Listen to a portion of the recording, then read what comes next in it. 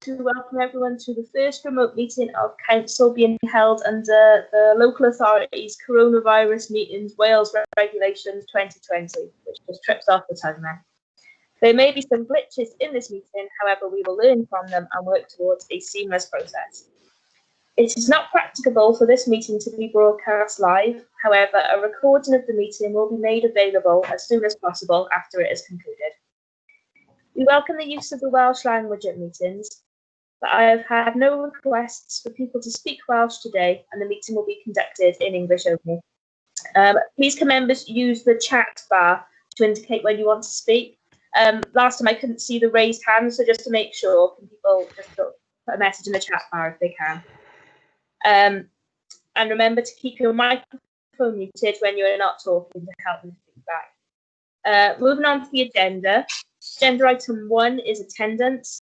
Democratic Services will be making a note of members' attendance in the meeting, but should you lose your connection, could you kindly leave a comment in the chat bar on your return to ensure that it's picked up. Agenda item 2, apologies for absence. Geraint, have you had any apologies, please? Thank you, Madam President. We've got apologies from Councillors Dana James and Neil Waite. Thank you. Members, are there any others you know of? Okay then, agenda item 3, which is declarations of interests. Justine, do you have any advice for members? Thank you, Presiding Member. Firstly, good morning, members. It's nice to see you all, to hear you. There are a couple of declarations of interest this morning. If I can refer you to agenda item 9, entitled Action Plan Arising from Council External Review. If you're a school governor, can you please declare, but it's only a personal interest. And thank you for the councillors who've emailed me yesterday. In relation to agenda item 10, the capital investment at Green Meadow Community Farm. If you're part of the farm subgroup or the board, then you will have a personal and prejudicial interest, and therefore you will have to leave the meeting. You're part of the board until you ask for a report to go to council. In any case, if you or a close associate of yours works or have a connection with the then again you'll have a personal and prejudicial interest.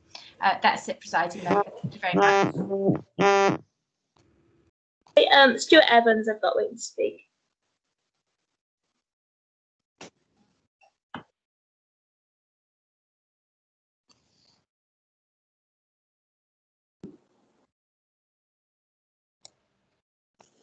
Stuart, are you? Yes, I'm the chair of the shadow board. That presumably that means me as well, does it, Justine? Yes, it does. My mic's my sound's going on. I can't get it very well at the moment. Sorry, Councillor Ashley. You will have a personal and prejudicial interest. Oh, yeah. All right. Thank you.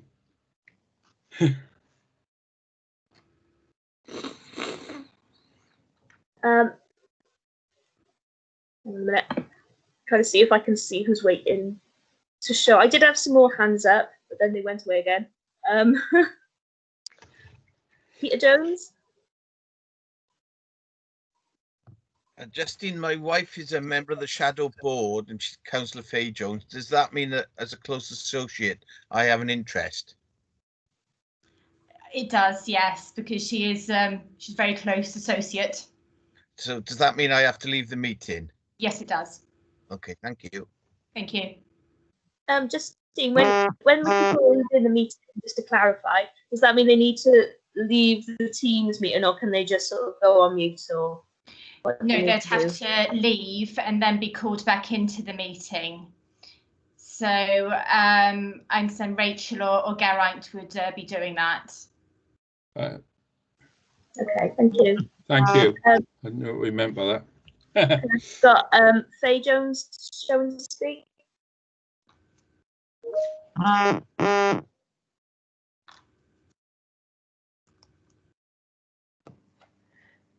Yes, can you hear me?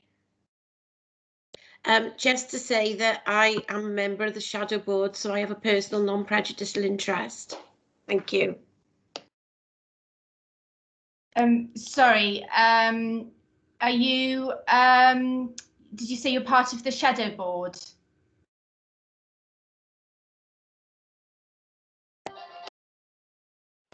Yes, part of the Shadow Board. Because it would be a prejudicial interest. Okay, thank you. Thanks. Chair, I'm going to sign off at the moment and try and get onto the other computer. This is not working very well on this one. Okay, if you get back in, just remember to type in chat bar. Okay, Okay. I've got Liz Haynes waiting to speak.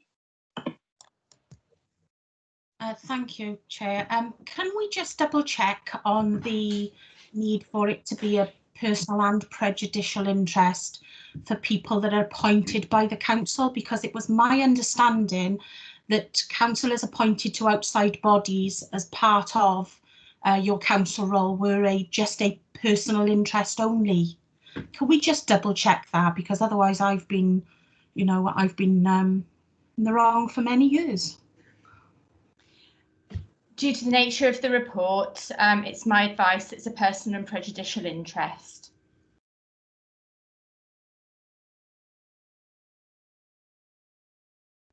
Is there a section in the Constitution, Justine, that we could have some clarity on that, please? I will have a look at the Constitution now.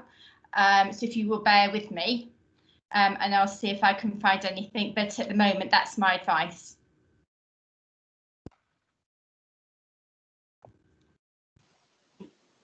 Okay, I've got Giles. Yeah, only on item 9, I've got personal interest as a governor at Aberystwyth School. Okay. Okay. Then, yeah, Jason O'Connell. Yeah, thank you, Chair. Based on the advice from Justine, I haven't been on the Shadow Board for the last 2 years, but I understand that it didn't go to council, so I have to declare a personal and prejudicial interest as a member or former member of the Green Meadow Shadow Board.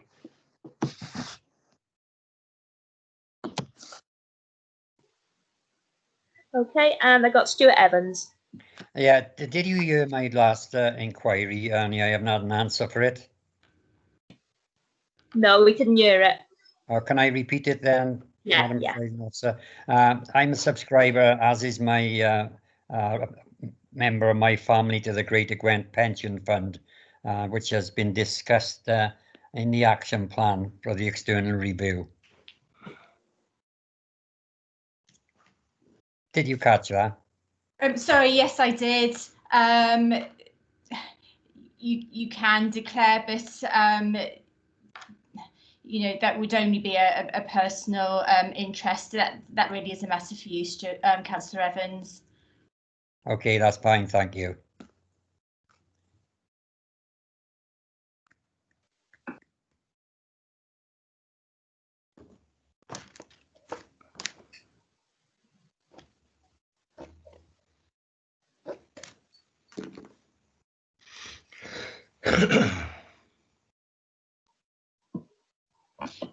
Councillors, you know, I have had a quick look and can't find anything. I stand by my advice. It's a personal and prejudicial interest if you're associated with the subgroup or the boards. So unfortunately, that's the position. But as always, it is a matter for you. I understand that either Rachel or Geraint will go through the declarations in due course. Okay, Dave Gowell, are you there? Yeah, it would appear that it's appropriate to declare interests now, and I'm declaring an interest in being a governor at Ysgol Gyffing Gwynflew. I'll do it again when that item comes around if it's necessary. Okay, and then I've got Councillor Ashley. Oh, thank you. Sorry, I managed to get onto the other computer. Thank you. I'm governor at Pont Newydd and Maindy Schools, and I can now say that I'm also the chair of the. I said it before, but I wasn't hearing myself very well on the other computer. I'm the chair of the Shadow Board, which I gather I get now, Justine, what I am on that, and I declare that inappropriate. Sorry about my other computer was playing up. Okay, no worries. Okay, I've got Norma. Thank you. I'd like to declare an interest as a governor of Griffithstown Primary School. Okay, and then I think the last one I've got is Giles. Yeah, Councillor Tew's hand isn't working for some reason, so he's got an interest as well on item 9, the personal interest as a governor of Abersekyn School. Okay. Yeah, just a reminder, if you can't get the hands to work, try in the chat bar. I can see it better than the hands, but they are updating me in the chat bar as well if their hands go up. Okay, I think that's everybody on that one. So we go on to item 4, which is... Excuse me, Councillor Powell. There's Councillor Hunt and Councillor Haller would like to speak, please. All right, okay, sorry. Councillor Haller then, and then we'll have Anthony. Just to add that I'm a governor of Comfort Hall School, so I have an interest. Thank you.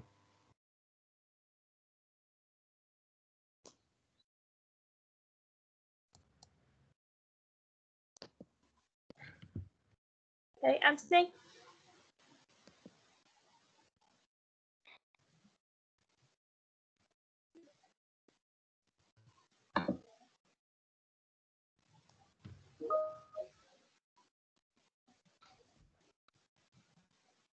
I've got Councillor Nick Jones as well went to speak.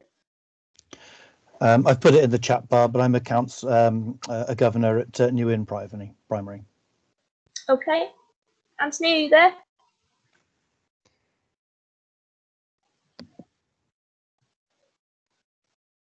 Can you hear me now?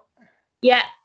That's better. Just to say that various councillors have put that they're governors at different schools on the chat bar, as long as that's sufficient. I'm a governor at Griffithstown Primary. But just to note the other comments that have been left in the chat bar from various councillors about their governorships. Thank you. Yeah, Justine, is it okay for the chat bar? I think quite a few of us have done it in there. I'm assuming that that's okay. I didn't know whether Geraint or Rachel were going to go through councillors asking for their declarations, just because this is a remote hearing. It's my first, but that would be sufficient. Okay, fab. Okay, I think then we're on to item 4 then, which is the confirmation of council minutes from the 23rd of June. Does anybody have anything to raise in relation to them?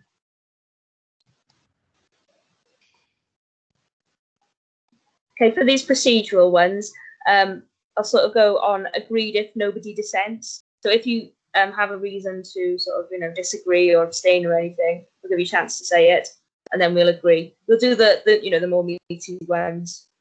We'll take them as they come, but these ones, sort of the procedural ones. So does anybody wish to vote against them? No, okay, we'll take them as agreed. Okay, item 5 is the update on actions. Updates on what's been done to implement our previous decisions start on page 37 of the agenda. Could you please indicate whether you have any questions or comments?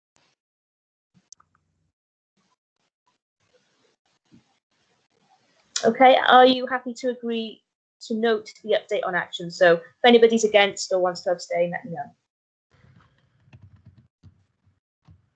Okay, they're noted. We go on to agenda item 6 then is receipt of petitions. We have one petition from a resident of Torvine, Catherine Bonera, in relation to the use of glyphosate. Councillor Elizabeth Haynes, I believe you're the sponsor speaking to this petition. Could you read it out to members, please? Thank you, yes. The petition reads, end the use of glyphosate-based herbicides in Torvine's publicly owned spaces maintained by the council or their contractors, and use a safe alternative such as foam stream. Why is this important? glyphosate-based herbicides such as Roundup pose a real risk to the public, our environment and workers. Glyphosate has been banned in Holland, Denmark, Sweden and France, and by some councils around the UK, such as Trafford, Brighton, Bristol and Croydon. B&Q are ceasing sale of Roundup following links to cancer in the US. Roundup kills beneficial insects. It has been proven to cause mortality for species including bees, predatory mites, lacewings, ladybirds, and predatory beetles. Argentinian studies suggest that glyphosate use leads to a decline in honeybee activity. The demise of the monarch butterfly population in New York has been blamed on glyphosate. Glyphosate in soil takes approximately 140 days to break down to half its toxicity and will continue to be taken up by plants from the soil for 2 years.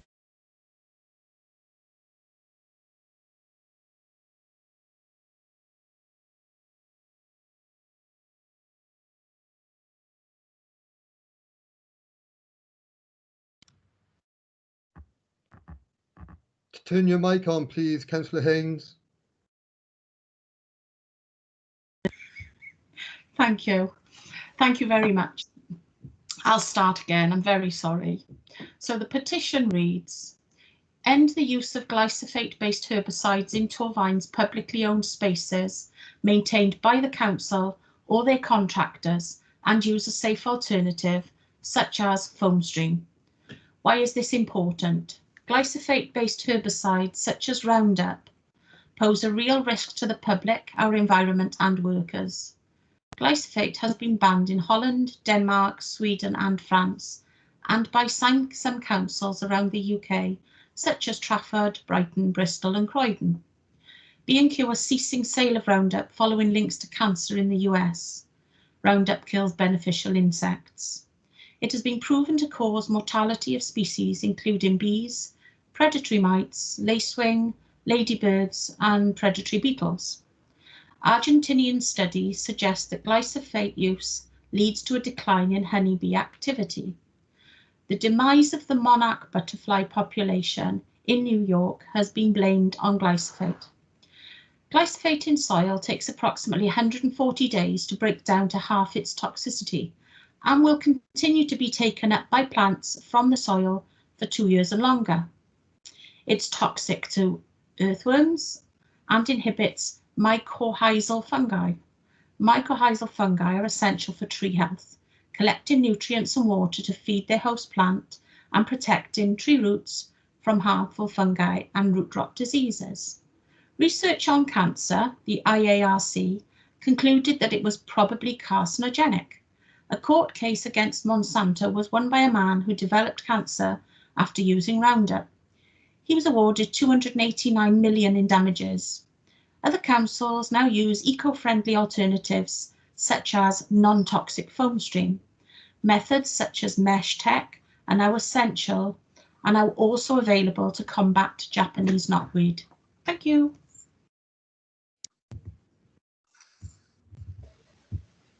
Thank you. Okay then, members, we're being asked to agree to pass the petition on to the relevant executive member for them to consider, respond and report back.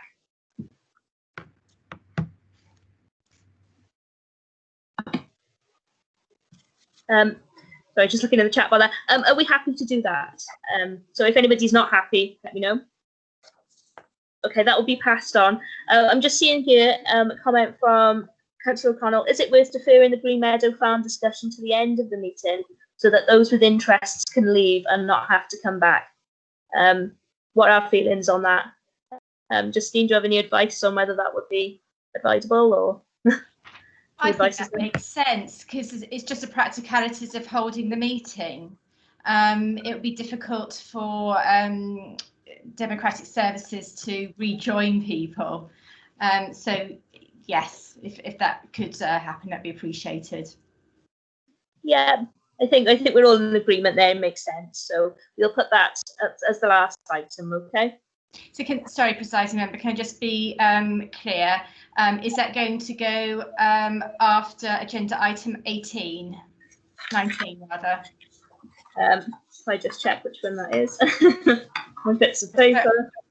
Sorry, I suppose it'd be after agenda item 20 when the cabinet decisions. Yeah, if we do it then, that makes sense. And then that'll be, nobody's missing out on anything. Okay, thank you very much. Okay, we were on, so the petition is going on to the exec member. We're on agenda item 7, which is public question time. There are no public questions today, so we'll move on to agenda item 8, which is announcements from the leader or chief executive. Leader, do you have any announcements, please? Hello, can you hear me okay?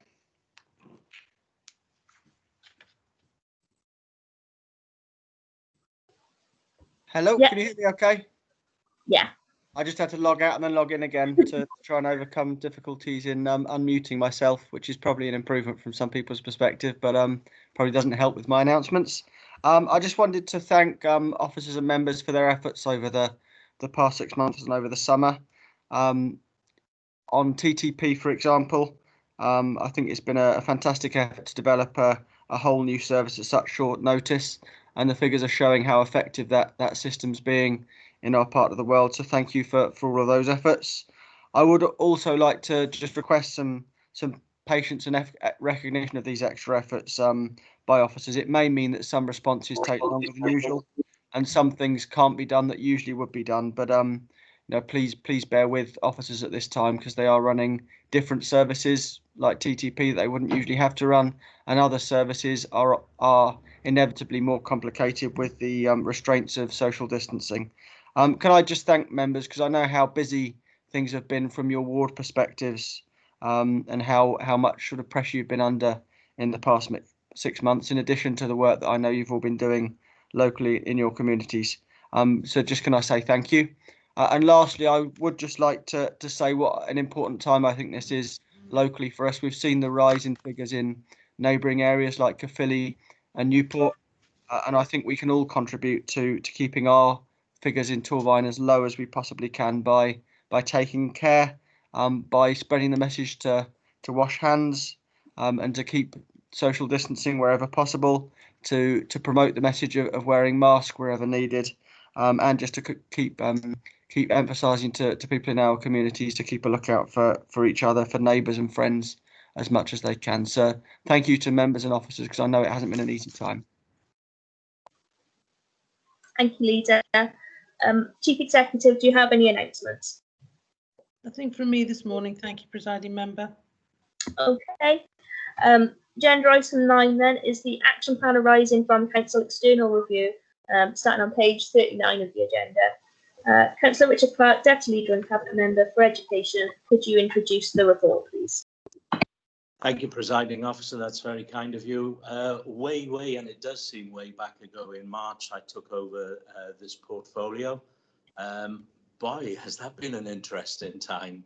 Lockdown, schools closing, exams being cancelled, the alternative to exam qualifications, the use of the hubs, and then schools going back, and outbreaks of COVID since. So it's been a bit of a baptism of fire, but I'm proud of this report because it was one of the things I promised you in March, that we would look at this partnered review.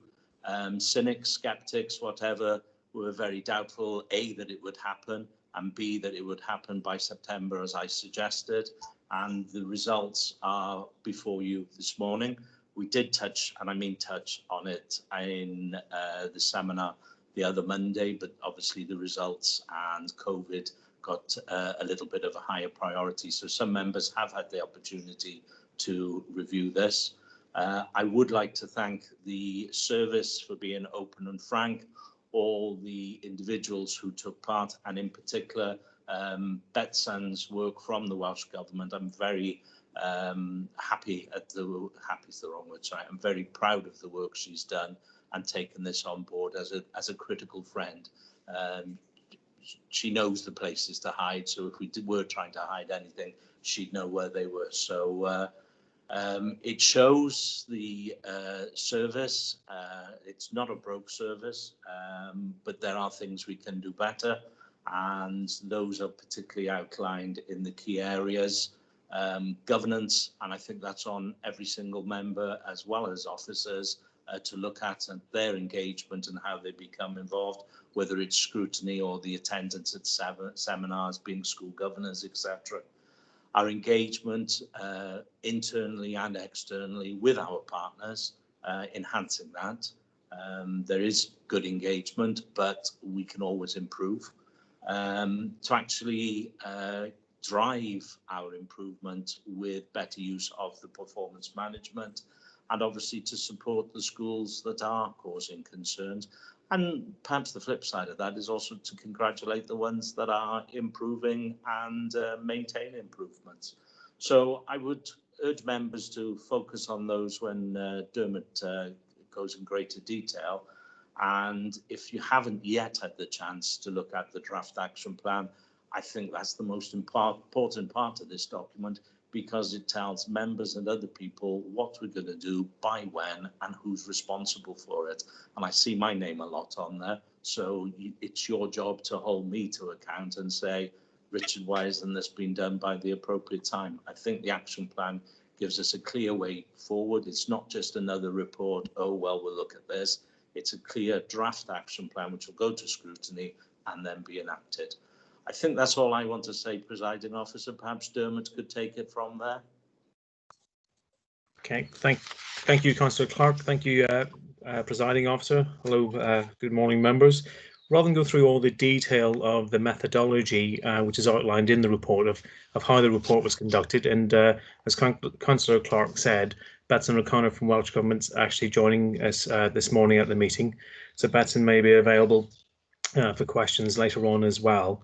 The methodology is spelt out, and it was quite a rigorous one that involved members, involved head teachers, involved all of our stakeholders, and obviously members of staff within the education service as well. I won't go through that in too much detail, but I would draw members' attention to what we were trying to do in the review, which was to examine our self-evaluation and improvement planning, including our performance management systems, our work to support schools across the council, including leadership, scrutiny and oversight, and how these arrangements dovetailed clearly then with the work of the EAS and other partners that we have, because this is a collective enterprise in terms of setting the conditions for school improvement, and then also looking at secondary schools causing concern specifically, and the interventions to support improvement.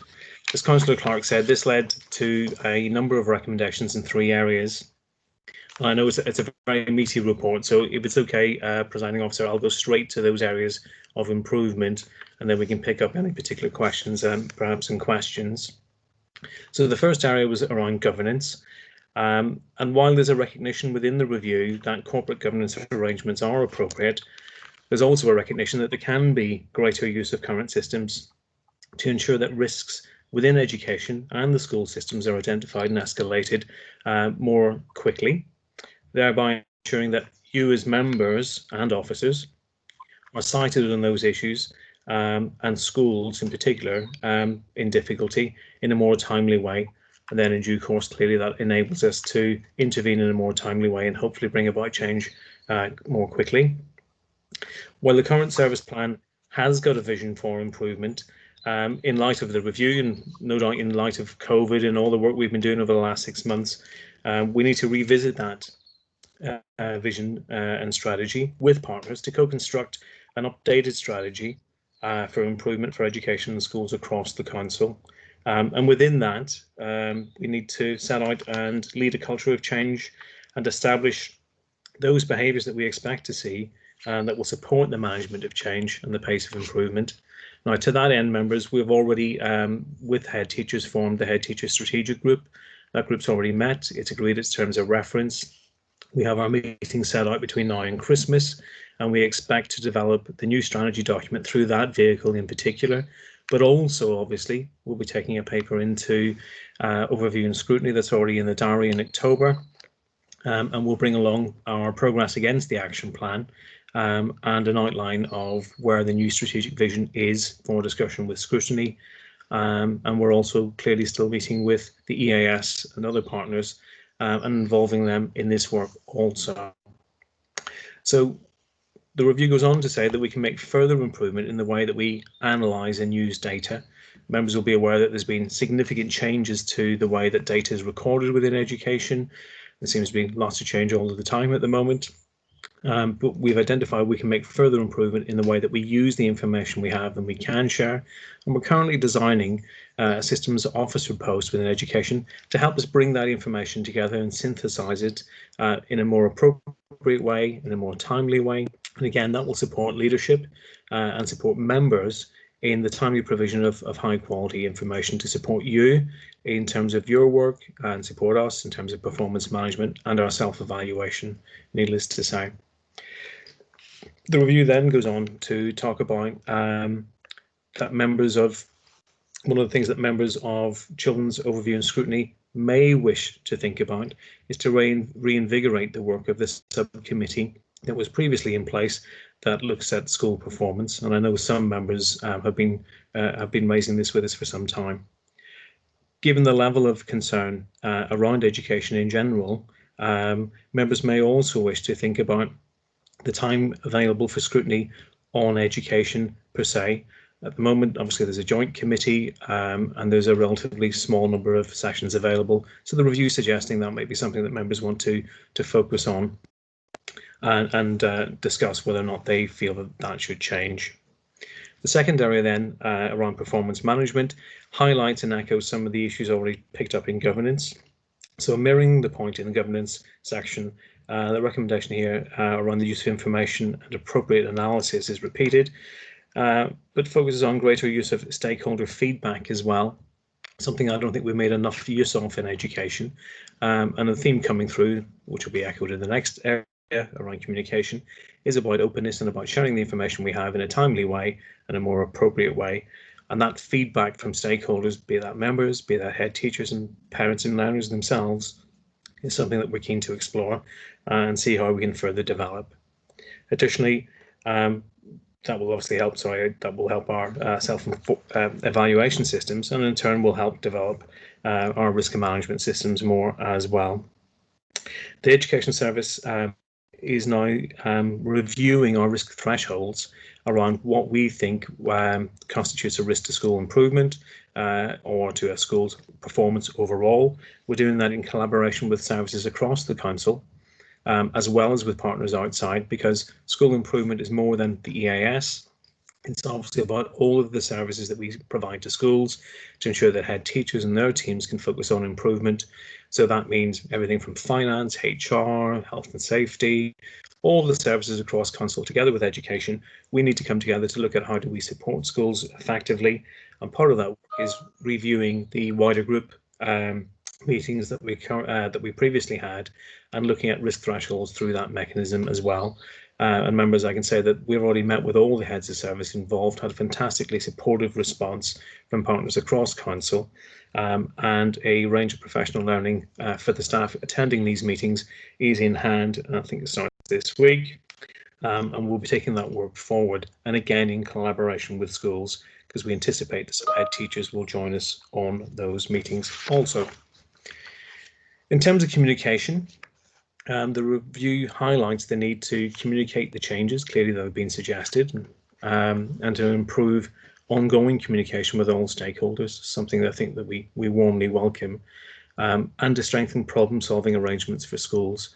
Again, through COVID, we talked about this at the member seminar, we've had very close collaboration with schools, meeting on a weekly basis since March, and meeting with trade union colleagues also since March. And some of the work we've done over this last 6 months, we're building into our ongoing way of working around problem solving, trying to anticipate problems before they arrive, of course, but also a much more collaborative approach with schools. And we'll build in that work now in terms of how we respond to this aspect of the review.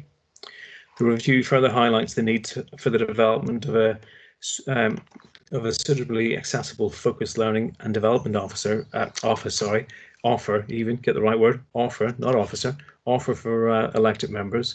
So a professional learning offer, given the complexity of what's happening in education and the changes around expectations, around reporting, etc., and changes brought in by COVID to some extent too. We've recognised the need to enhance the professional learning offer for you as members. We're currently designing that with partners again across council, obviously with Democratic Services and partners outside, such as the EAS and with Welsh Government to some extent. Aston have also made an offer if there's anything that they can do to support. They very helpfully made that offer too.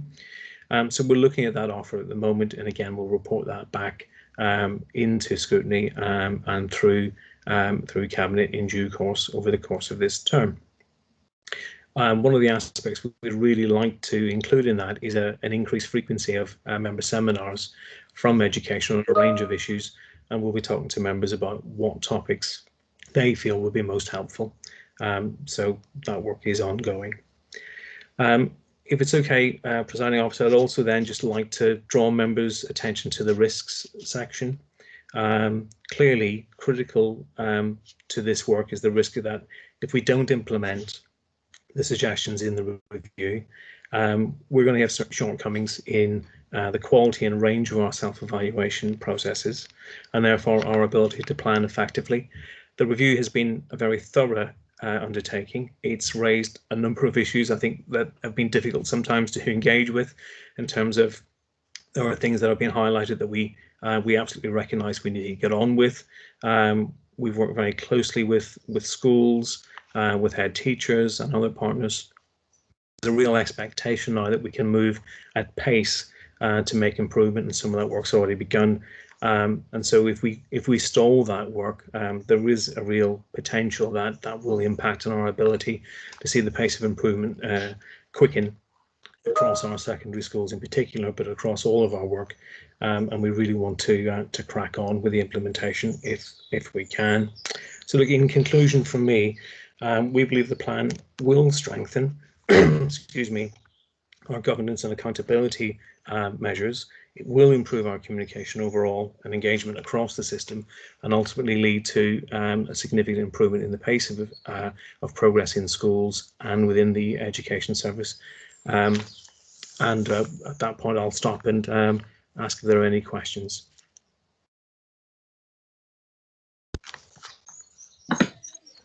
Thanks, Dermot. Took me a while to unmute there. Okay, I've got Councillor Slade first, then Councillor O'Connell, then Councillor Bevan. So I'll take Councillor Slade first. Thank you, Chair. I've read all through the report and the action plan. There doesn't seem to be any collaboration done with parents, nor any acknowledgement of the role that parents might play in improving our schools. Can you explain why?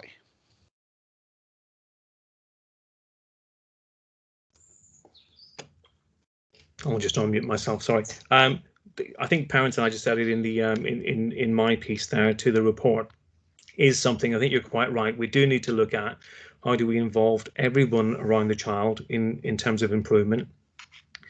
So I think that's a fair point, and we will take that on board. And in terms of communication, while the report focused on the systems currently across the professionals, I think we have absolutely recognised, particularly over the last 6 months, the absolute critical role parents play, and we knew it before, of course, but we've done lots and lots of work over the last 6 months to make sure that through our frequently asked question pages, our direct contact with parents, I've been writing to parents over the course of the current crisis, the absolute critical nature and the role that they have to play. So absolutely, we take that on board, and we'll build that into the review into the action plan going forward.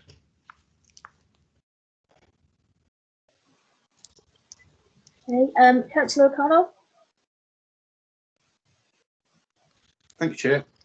Yeah, I'm broadly very supportive of this report. I think it's a good piece of work, and I get the impression that things are heading in the right direction at last, and I hope to see that borne out by results over the coming years. So, well done. Thank you for that. It's really good. My question surrounds the data that you touched upon. How do you balance the need for good quality, high-level data against keeping teachers teaching versus making them into well-paid, highly trained data collectors? Right. I think the whole issue of data is a really tricky one, bearing in mind some of the changes that we've seen over time. We absolutely want teachers to focus on the craft and the quality of teaching and learning going on in classrooms, and not have them distracted into feeling that school improvement's about a number. School improvement is about high quality teaching and effective learning in classrooms across Wales. So absolutely, we recognise that issue. We can't get trapped back in just looking at individual numbers. So for us, the discussion we're having with schools, for example, following the results this year, is about exploring what they've been doing around creating the conditions for school improvement, how they've been supporting effective teaching and learning across classrooms and across their staff. And what we'll be doing, Councillor O'Connell, is bringing more information back to you about how we're doing that with schools, how we're talking about the school development plans, how we're making sure that we're working with schools to quality assure those plans, so the conditions for that improvement is in everyone's individual school development plan, rather than simply focusing on those numbers. So for us, looking at professional learning, looking at the quality of how we're supporting our leaders and our middle leaders and every teacher is critical to our discussion going forward. That makes life a little bit more difficult than maybe it was in the past, because we're now looking at a much richer picture across all of our schools rather than just looking at those numbers. And that's why I think it's critical in the review that we highlighted the need to increase the range of supports for members to help them understand that new way of working with schools and the expectations on teachers.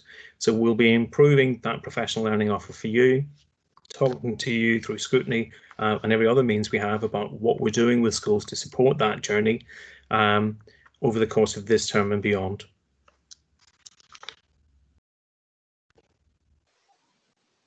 Okay, Councillor Bevan.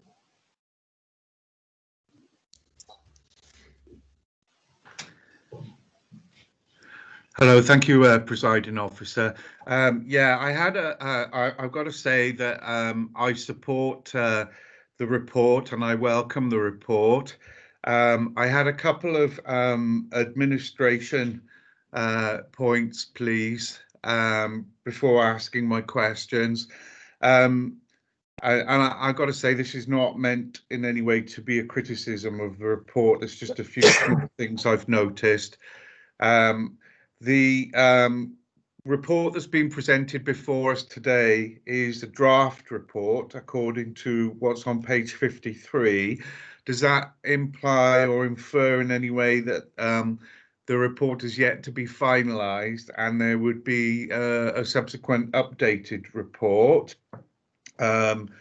On the tables that set out the milestones, the report says that this is a forward-looking plan to take us through the next 3 years. Just a minor thing, under milestones, where the date is shown on the third column, it's March 2020. Should that actually read March 2021?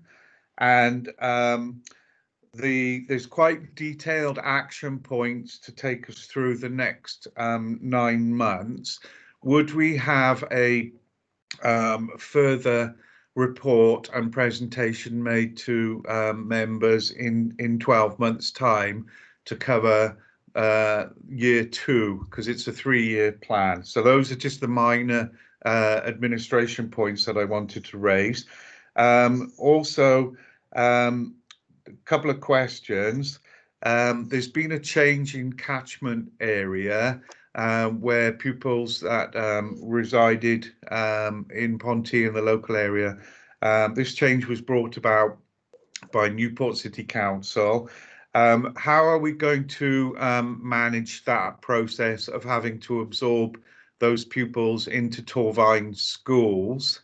And finally, and a lot more topically, this is something that Richard touched upon briefly in the presentation that we had with members the other day on education, is surrounding remote learning support provision for pupils, because obviously we're starting to see a few instances now where we are getting some classes and pupils testing positive with coronavirus.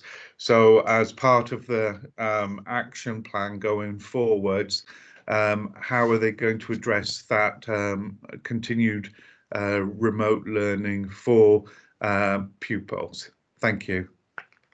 Hugh, can I possibly leave your questions to Dermot to answer? It's very kind of me, and just deal with the initial points you made. It is a draft report. I think Dermot touched on in his presentation that it's to go to scrutiny. And I think that's key and important. It's all very well us, Betson and Dermot producing this report and it going through Anthony, myself, etc. But I think the ownership of this has to be with the council, and the vehicle for that is scrutiny. And part of the report is to, I think reinvigorate is the word in the document. I think we will have a scrutiny focused on education with a subcommittee.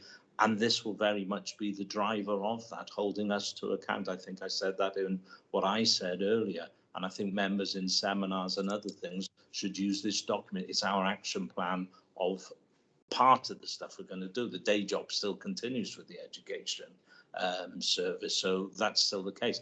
And Alan's valid point about parents.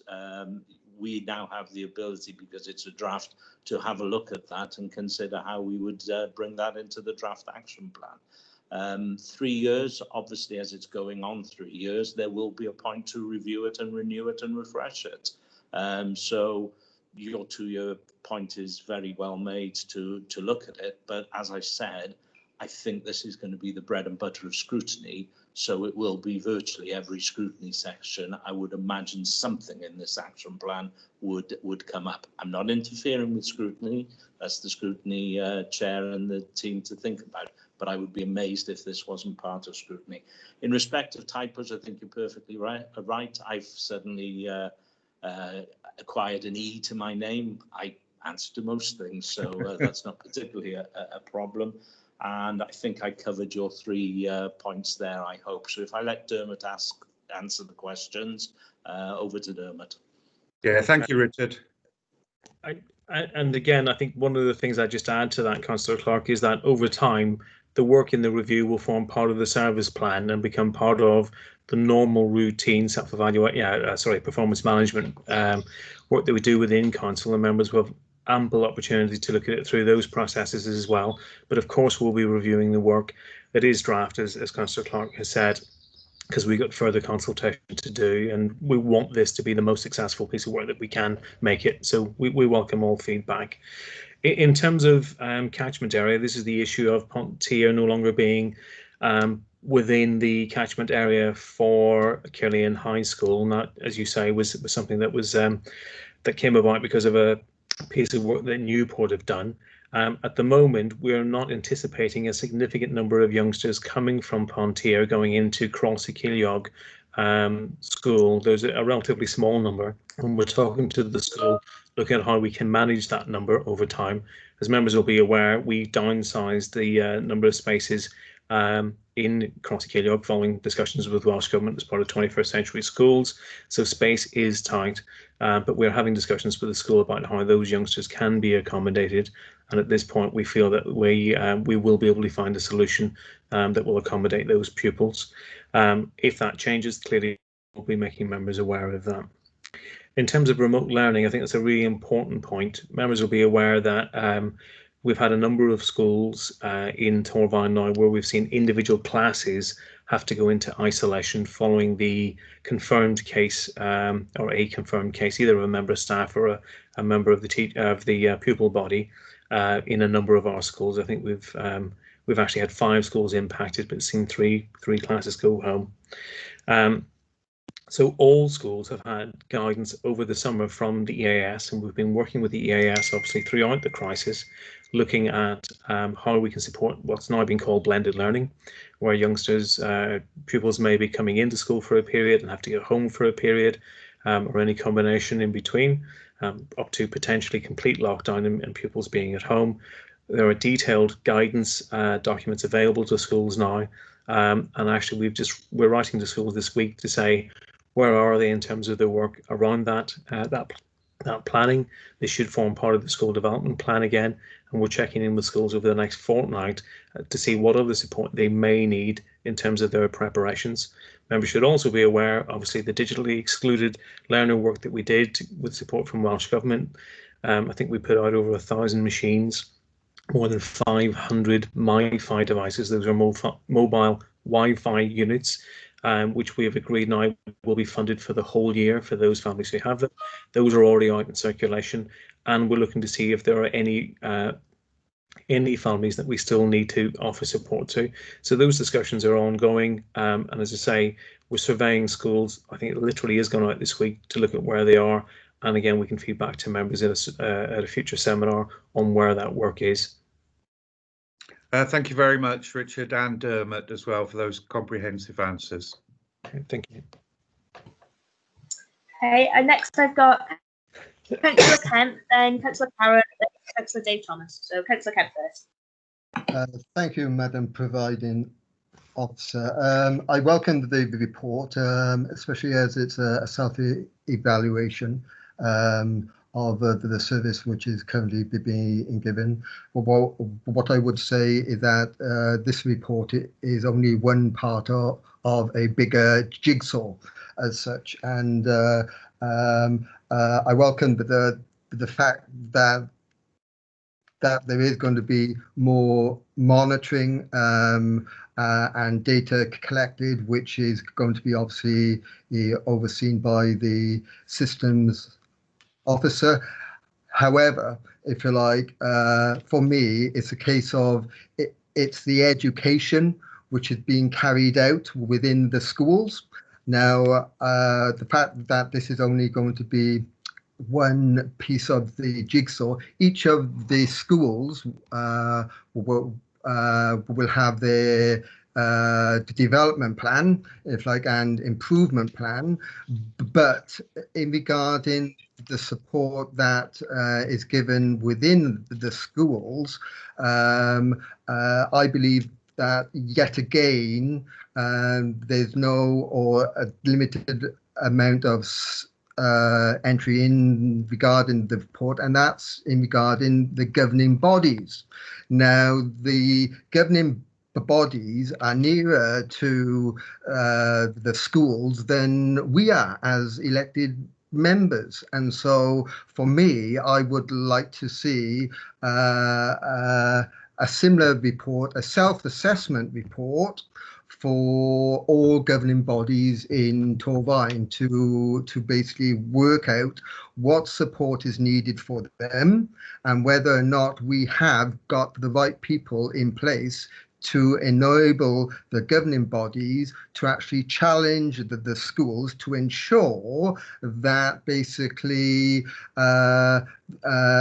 the data that is going to be collected and monitored is going to be able to be carried out within the schools themselves. And so do you think it would be beneficial to basically include in the report something in regarding the role of that the governing bodies are going to play? Thank you. Madam Presiding Officer, if I come back to that, I think within the action plan, we've highlighted the fact that we do need to do more with governing bodies, and we need to enhance that. I think that's actually something that we can do. One of the things we're really conscious of is that governing bodies play a critical role in supporting school improvement, and our work with the EAS around support for governing bodies is something that we're absolutely talking to the EAS about. I think we've also recognised that there may be more that we can do. I think your point's really critical around how do we ensure that governing bodies have got the training and support that they need to hold schools to account. So that is something that we can reflect on and look at. The question about would governing bodies do their own self-evaluation? Well, the answer is they should already be as part of the school self-evaluation. And that's maybe a theme that we can pick up with schools in our discussions around school development plans, around what they are going to do to support their own governing bodies. So I think it is an area that we can look at. I think governors have a critical role, and we look forward to discussions with scrutiny and with other partners around what else we can do. So we'll take that thinking on board. If I could come back with a supplementary comment, if you like. This is an area in which I've been bringing up for many, many years, and it seems as though we're not going any further forward as such. And so I've taken on board what you've said there to do it, but I think we need to basically ensure that basically everything that you've said is carried out, if you like. And so with that in mind, there needs to be a bigger part included in the report specifically for the actions that are going to be taken and by who and by when, to ensure that it's not brushed under the carpet or not taken forward as quickly as it should be. That's all. Thank you. Madam Presiding Officer, I'll just come back very quickly on that. Obviously, members will have seen the review and the key actions that have been highlighted. I think, in effect, we're taking that a little bit further in this discussion. So we're really happy to look at what other things could be done around governor support, or support for governors, I should say. And we'll certainly have those discussions. And I know there'll be a variety of views, but clearly we're acting in this report and in this draft plan on what's come out of the review itself. And there were a number of actions that we know we need to improve communication with governors, and we can improve professional learning for governors. And I do accept, Councillor Kemp, the point you're making about the critical role that they have. But obviously, the plan as it stands looks at what came out of the review. That doesn't mean we can't put other things into our action plan going forward. And that's the space maybe we could explore through scrutiny and through other mechanisms. Thank you. Okay, Councillor Carron next. Thank you, Chair. A quick couple of comments, if I could. I mean, I was at the school governors meeting yesterday, and I have this particular school. I'm on two school governors, but this particular school is a school that's in special measures, and they were saying that one of the good side, if there is much of a good side about the pandemic, is that the school is now able to concentrate far more on the pupils and the pupils' well-being than they have been, and simply because they don't have Estin turning up every 6 weeks, and they don't have a lot of the other issues coming into the school that they don't have. And I think that that's a positive that we need to be aware of. The other one is I also sit on one of the EAS bodies, and they were saying they too have seen a silver lining through the pandemic. And that is that there have been much more, more people, more teachers taking their training than there usually is, simply by virtue of the fact that they haven't had as much schoolwork to be dealing with.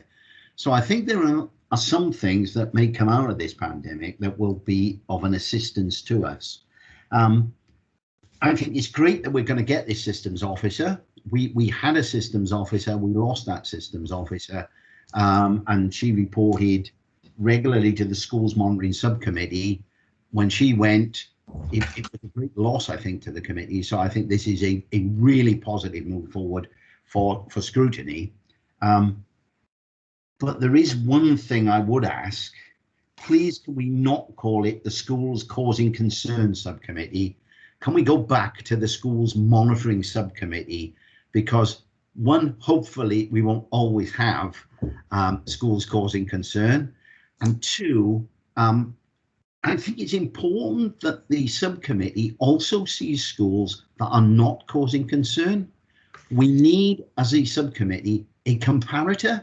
We need to be able to look at a good school and see what a good school is doing right, to be able to put ideas forward to the schools causing concern that we've gained from that interaction. So, you know, that's my question. Can we change this from schools causing concern subcommittee back to what it was originally called, which is the schools monitoring subcommittee, please? Okay, thanks for that. I mean, can I just first point that you raised, there have been, in the middle of this desperate crisis, and you know, a lot of people have lost their lives, a lot of people have been impacted by this disease, but there have been some things that have changed that are bringing some real positives. You know, meetings like this one, where lots of people are able to get together successfully online, is an example of how there's been a really a dividend, I suppose, coming through in terms of how we had to change the way we've worked, and that's impacted schools too. And I think there's a really widespread recognition of that across education. And while it's important that Eston aren't coming in to see schools, they are coming to see us. They're coming to see us for a thematic review, and they are still working.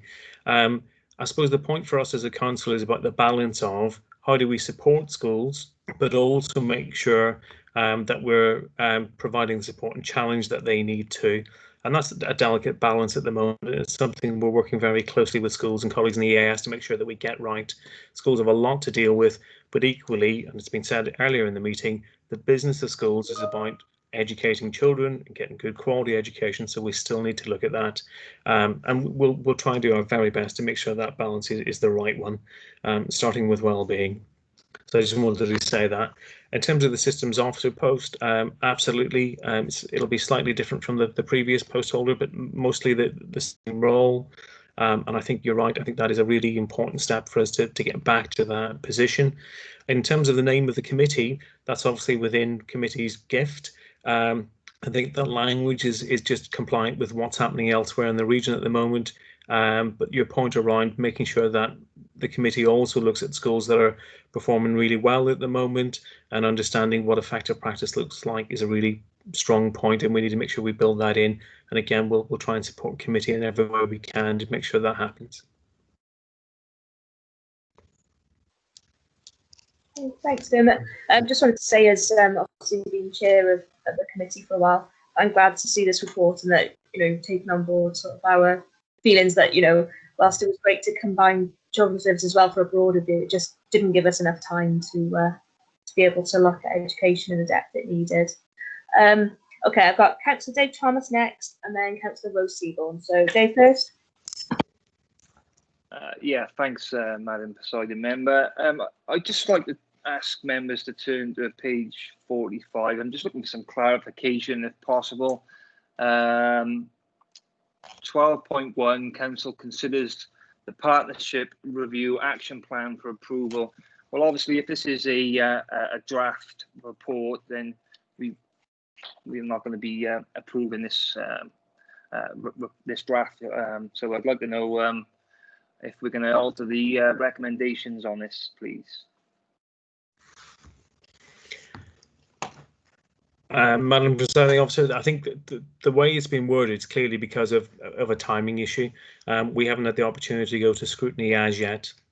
So we're not intending that the bulk of the report as it stands will change or alter, but clearly we can't anticipate what may be discussed at scrutiny. I think if there were any substantive changes, it may need to come back, but that's at the moment we're not anticipating, but clearly we need to have that discussion with scrutiny in due course. Okay. Can I just ask a quick supplementary question? I mean, Councillor Clark said that what Alan mentioned about parents being involved in the report was going to be added in. So there's obviously going to be stuff added into this draft. So I don't see how we can vote for something that's not the actual final plan. So I think we need to alter the recommendation. Okay. Yeah, I see your point, Mr. Thomas. I don't know whether we would want to change it to something perhaps pending scrutiny finalisation or something like that. I'll just ask, is Justine there? If she could perhaps advise us. This should be brought back to council, shouldn't it? Yes, it should. You should ask council.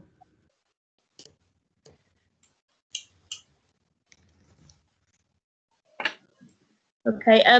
So Dermot, what how would you consider going forward? For councils just refer it to scrutiny at this stage? I think from what Justine is saying, if this obviously is scheduled to go to scrutiny at its next meeting, I think in early October. Subsequent to that, we could bring a short report back highlighting any suggested changes. I think if there was agreement today if members took a view on the report as it stands, we could bring back a report then looking at exceptions, Justine, if there are any particular changes, rather than bring back the whole report or go through the whole report again. Well, first of all, if you Presiding officer, could I suggest that perhaps the recommendation be slightly amended so that members approve the report today in principle, further amendments going through the scrutiny process? If I bring in Alison a moment, because she's indicating to speak. Yeah, thank you, Presiding Member. I think Councillor Thomas's point is a good one. I would suggest we just change the wording to the council notes the partner review action plan for approval, and then we can bring it back to a subsequent meeting for final approval. Okay, that's all right. Are we happy with that? So council notes the partner review action plan full stop, and then you can do what you like subsequently then from that recommendation. That's okay.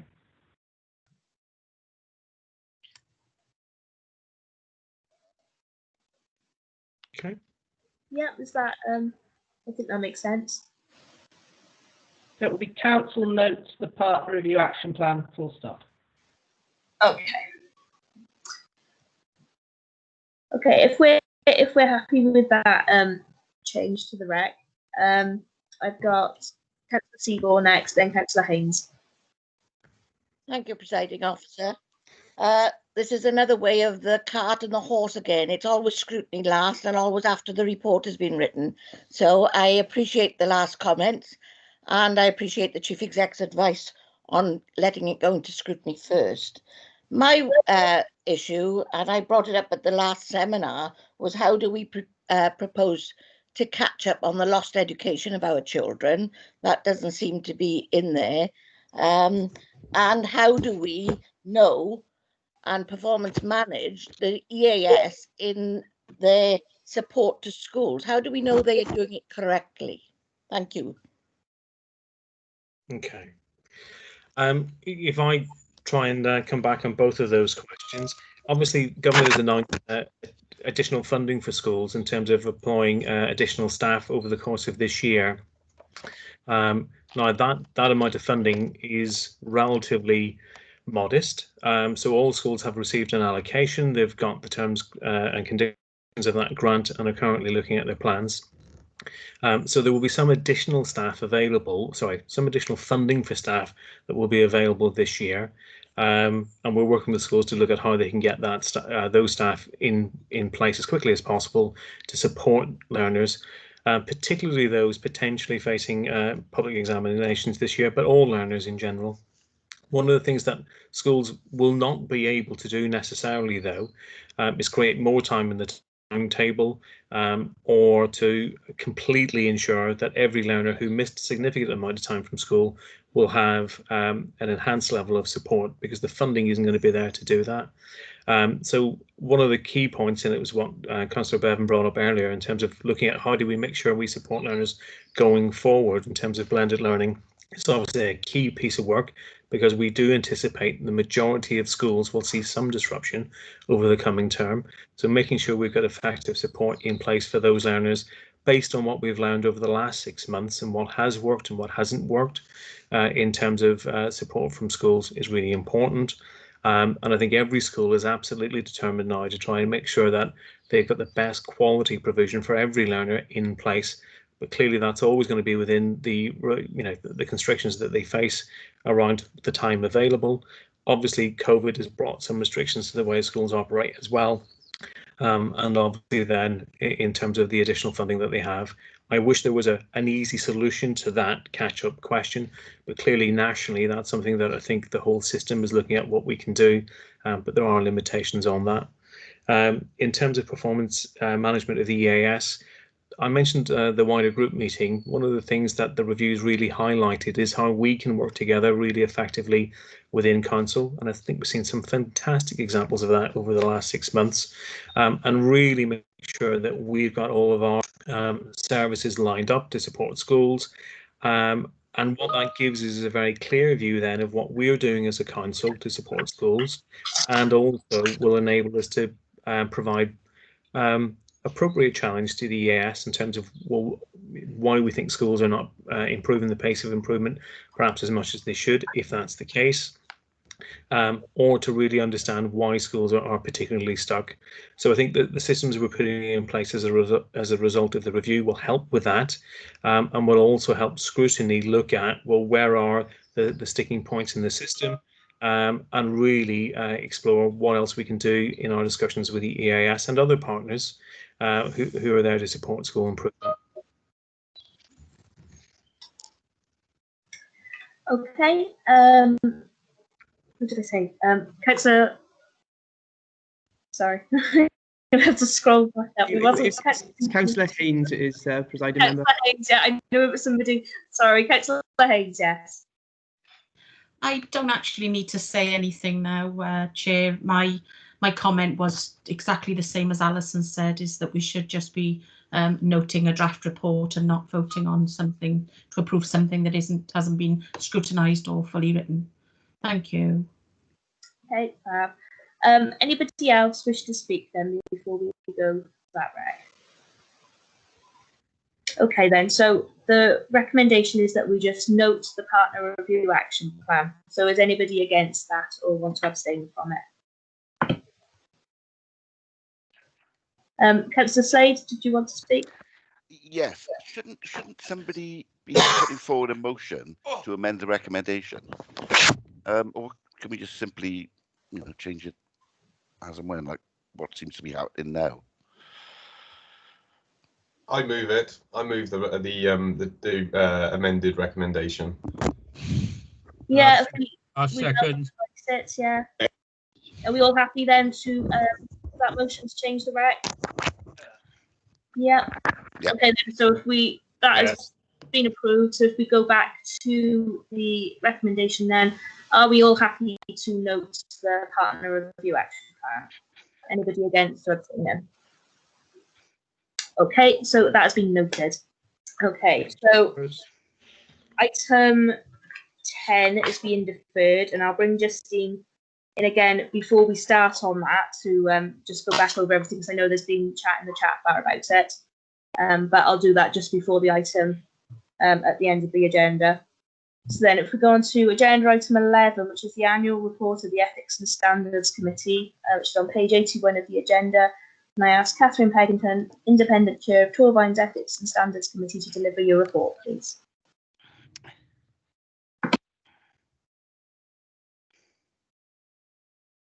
Presiding Officer, for inviting me this morning to present the annual report. Can you all hear me? Yeah, the annual report of the Ethics and Standards Committee for 2019-2020. The meetings in the last year have been 3 meetings of the committee, the 4th of September 2019, 8th of January 2020, and the 4th of March 2020, which was just before everybody was locked down. So we haven't had any online meetings since then. The next scheduled meeting is in March 2021 and approximately 6 months thereafter. Although additional meetings are arranged as necessary, if there's an urgent need to consider granting dispensation or to deal with a local resolution complaint. The Council has adopted a local resolution protocol, which is intended to enable the resolution of matters relating to member conduct, particularly when one member complains about another member which would not fall within the remit of the Public Service Ombudsman of Wales. The committee dealt with 2 complaints against members in the last year. The first one was on the 4th of September 2019. The committee concluded that there was no basis for the complaint and that no further action should be taken. The second was one on the 8th of January 2020, and the committee concluded that there was a basis for the complaint, but the code of conduct had not been breached and that no further action was required. The committee did, however, recommend that the local protocol be amended to give members more guidance on when they notify other ward members of issues within their ward. The committee did not deal with any reports from the Public Service Ombudsman, which was very pleasing to note. The Ombudsman has published his annual report for 2018-19, which includes a section of Code of Conduct complaints. The number of code of conduct complaints has increased slightly from 270 to 282. Within this, complaints against members of town and community councils increased significantly by 14%. As in previous years, the majority of the complaints related to matters of promotion of equality and respect. These accounted for 51% of the complaints, which is a rise of 37% from the previous year. Disclosure and registration of interest, 17%, integrity, 13%, and duty to uphold the law, 9%. The accountability and openness, 7%, were among the subjects of complaints. 255 of the 308 code of conduct complaints concluded during the year were closed after initial consideration, as it was not in the public interest to investigate. There was a further rise in complaints made about members of town and community councils. Many of these alleged a failure to uphold the principle of promotion of equality and respect. A significant percentage of cases referred to the adjudication panel for Wales focused on the principle of the promotion of the equality and respect. 2 referrals made featured a single serious allegation of disrespectful behaviour towards a fellow member. The third related to the way in which that particular member responded to the complaint and its subsequent investigation. The 4th referral was made due to disreputable conduct of a member which came to the attention of the Ombudsman as a result of an investigation. We await the Ombudsman's report for 2019-20, which will give us more up-to-date information on the current position. The Ethics and Standards Committee would like to stress how important it is that members attend training sessions to keep up to date with any changes that might affect their role. The independent members of the Ethics and Standards Committee attended a training session on the Members' Code of Conduct on the 4th of November in 2019, along with the elected members, which I think we all found very useful. The committee regularly considers applications for dispensations in respect of personal interests, which would otherwise be prejudicial and prevent a member from participating in decision-making. Most of these relate to members' small scheme donations, and this year we dealt with 26. We are pleased to be able to consider dispensations which allow members who are particularly active in their ward through committee and club memberships to make these donations without infringing the code. However, we occasionally have felt the need to remind members that very large year-on-year donations to the same organisations need to be considered very carefully.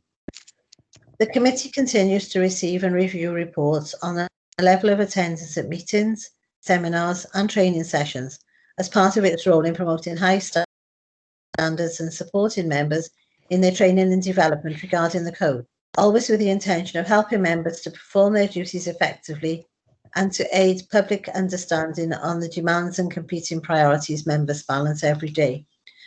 I'd also like to inform you that we're currently looking for an independent member to fill a position on the Ethics and Standards Committee following the death of Mr. John Irving earlier this year. That's an ongoing at the moment. That completes the report of the Ethics and Standards Committee. Are there any questions? Thank you. I've got Councillor Stuart Evans and then Anthony Hunt to speak at the moment. Thank you. Stuart. Thank you, Madam Presiding Officer. Can you all hear me? Yes. Yeah. Thank you, Catherine, for that report. Saddening to think that there's an increase of code of conducts to you from local community councils. It saddens me to hear that that is increasing. The other concern I have, Catherine, is dispensations. You're not due to meet now till the end of March. And of course, that's very, very close to the financial year when all members have to spend their small schemes allowances. Is there any leeway with that? We usually try and meet the beginning part of March so that there is a sufficient time for it to go through. Right. I think it ensures that they're brought to us in time for it to be ongoing. And you, my personal opinion is you could get a rush of members declaring interest, and you will be very, very busy in that month. Well, we've managed to cope so far. I don't think any's been turned away that we haven't managed to get through that have left it a bit late. Okay, we'll see how that pans out then. Thank you, Catherine. Okay, Anthony? Thank you, and I'd just like to thank the chair and the members of the committee for their work over the year, and also to pay respects to John Irvine as the member she referred to. Thank you. As a committee, we did send our condolences to his family on behalf of the committee, so Torvain was mentioned. You will be missed. Thank you. Okay, members, any other questions or comments? No, in that case then, the recommendation is on page 82, that council receives and notes this annual report as set out in the appendix. So does anybody wish to not note or abstain from noting? Okay, in that case, they are noted. So we'll move on to agenda item 12, which is the annual governance statement, which is on page 87 of the agenda. I'm going to ask Justine Cass, Deputy Monitoring Officer and Solicitor, could you deliver your report, please? Thank you very much. Members, the purpose of the annual government statement is to outline the governance processes and arrangements that have been operating within Torvain for 2019-2020. This has been prepared by the officers in the Corporate Governance Review Group, whose remit is to ensure the council is achieving and maintaining good corporate governance. The statement is in the same format as previous years, but we have included in paragraph 11.4 details of the impact of COVID-19 and how this impacts on the governance arrangements. Members, if I can refer you to that paragraph.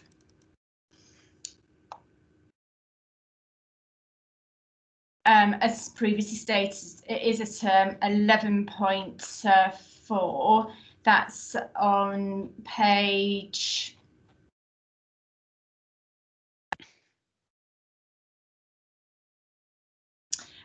page 99.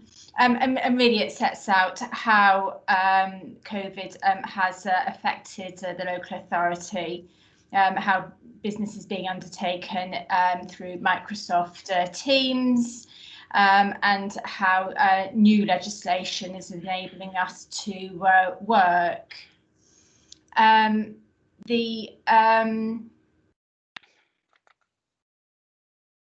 The report has gone to the Audit Committee. This went on the 10th of June, and in due course it will be signed by the Leader and Chief Executive of the Council alongside the annual statement of accounts, which are to be presented in due course to the Council. And therefore the recommendation is that the Council approves the annual governance statement referred to in the appendices. Thank you very much, Presiding Member. Okay, thank you. Members, any questions or comments?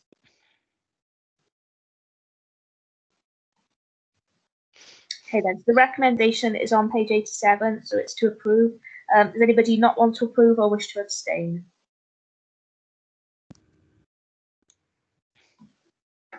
No, okay then, that has been approved. So we go on to agenda item 13. Statement of Accounts 2019-20 is on page 105 of the agenda. David Louis, Head of Financial Services, to deliver your report, please. Thank you, Madam Presiding Member. It's going to be me, Nigel, unfortunately, because Dave's on his holidays. This is the standard report that comes every year. I think the key message says it all, that the auditors are going to give the council and the pension fund an unqualified audit opinion. As members know, the form of accounts is very prescribed.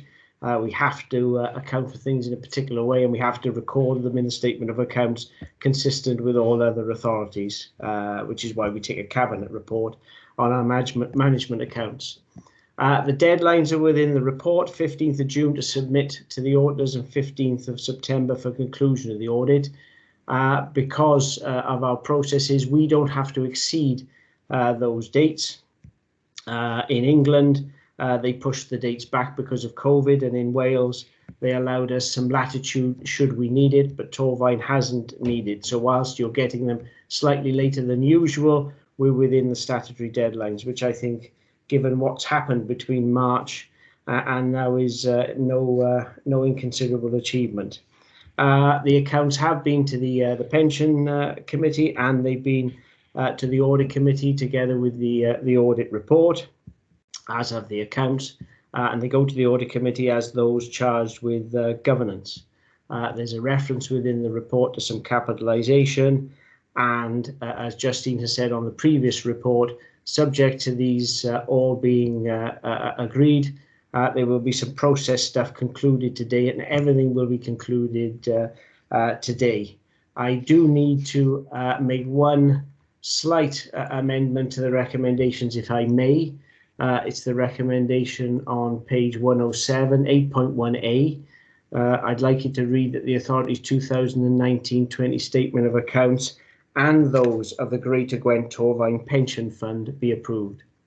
So I'd just like the pension fund put in that recommendation. Thank you, Madam Presiding Member.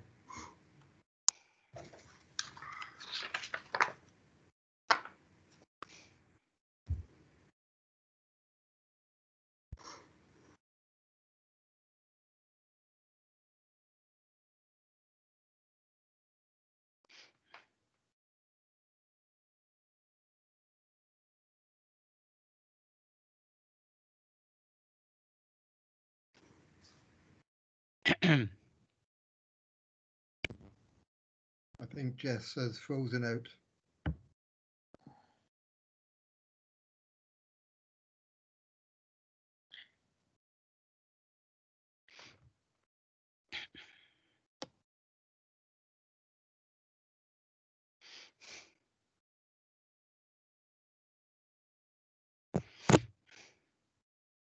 Is there a deputy presiding member? So, sorry, members, it's Gary to sec. We're just going to give Councillor Powell a ring and just see what the issue is here, see if we can help her come back into the meeting. If you can just give us a minute or two, please.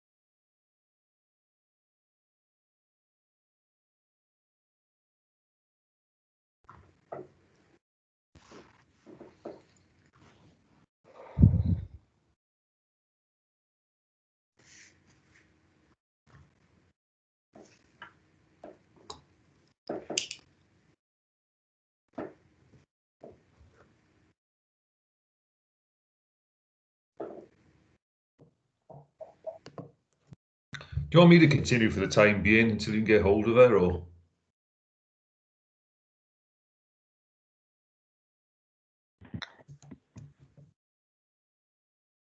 Yes, please, Councillor David. All right then, so we've got the recommendations, which is on section 8. Are we all in favour of the recommendations? Sorry, Councillor Davis. Can I just make sure that you've captured the amendment to the recommendation on 8.1a? So if you're moving to the recommendations, although I think there are some people saying they wanted to speak, but if you move into the recommendation, all right, sorry, I'll check on the chat bar now. 8.1a would read the authority's 2019-20 statement of accounts and those of the Greater Gwent Torvine Pension Fund be approved. So when you get to the recommendation, it'll have that addition to it. Sorry, Councillor Davis. Giles, I'm happy to move that amendment to include the wording of Greater Gwent Pension Fund. Are we all happy with that before I hand back over to Councillor Powell? There are a few people on the taskbar for speaking. Right. I haven't got any access to who's speaking at the moment. Okay, I've got them if you want me to. Oh, that's okay. She's back now, so yeah, she's got the list there. Yeah, sorry about that, everyone. It's okay. Okay, I've got Councillor Preston down to speak. Thank you, Chair. Thanks. I just wanted to say, as Nigel said, this is a standard annual report that is brought to Council every year, but I want to take this opportunity just to highlight really that it's easy to forget in the midst of all this going on with COVID, and which has created an additional volume of work, quite an extreme additional volume of work for our officers, that there's still a lot of business as normal to get on with. I know how hard Nigel, Dave and all our finance officers have been working over the last few months with the additional tasks on top of everything else. So I just want to pass on my thanks for all your hard work and for completing the statement of accounts in such a timely manner. Thank you. Okay, Fab. And then I've got Councillor Hunt. Thank you, Jess. And I'd just like to echo those comments by Councillor Powell. Really, it's something we can take for granted, really, but you know, isn't something that happens everywhere. The quick returning and the clean accounting that we have in this authority is down to the hard work of people like Nigel, Dave Lilly, Dave Weaver, and their team who really do a good job in getting the things right that can easily be overlooked if they're done correctly, but would cause us problems if they weren't. And I think that's particularly apparent in a difficult time like it is now. So I'd just like to commend them and agree with the comments of Councillor Powell. Oh, sorry, Councillor Preston, and you, Councillor Powell. Yeah. Okay. Anybody else wish to speak? Okay, then. So recommendations are on page 107. So we're being asked to agree. So does anybody wish to disagree or abstain? Okay, then those are agreed. Then we're on to agenda item 14, which is on page 237 of the agenda, which is the Licensing Act policy. I'll ask Rachel Jarrett, Chief Officer for Neighbourhoods Planning and Public Protection. Could you deliver your report, please? Good morning, members. Nice to see you. The report brought towards you today is the culmination of a major piece of work across our Gwent local authorities to ensure a consistent, fair and robust licensing policy is in place. Claire Howells, who's our Licensing and Trading Standards Team Manager, is here with us today should you have any questions directly related to the policy. The draft policy has been subject to review by the 5 Gwent local authorities. In February, a draft of the policy was submitted to Licensing Committee, who gave approval for it to be issued for consultation. The consultation has taken place and the policy statement was reviewed by Licensing Committee on the 30th of July. And the members agreed that this policy could be presented to Council for approval. I'm sure you can appreciate that this policy is absolutely critical at this current time, with a lot of interest in relation to our licensed premises as we deal with the COVID pandemic. So it is incredibly important we have an up-to-date policy that's in line with national law and national guidance. Members were happy to take any questions and therefore recommend the approval of the licensing policy. Thank you. Okay, thank you. I've got Councillor Slade first.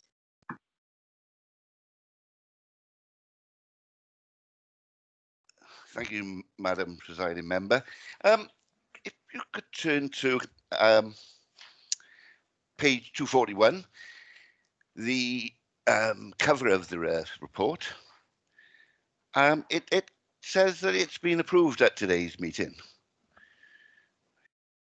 It says approved at a meeting of the council. Isn't that a bit presumptive, as presumably we will be having a vote on it later?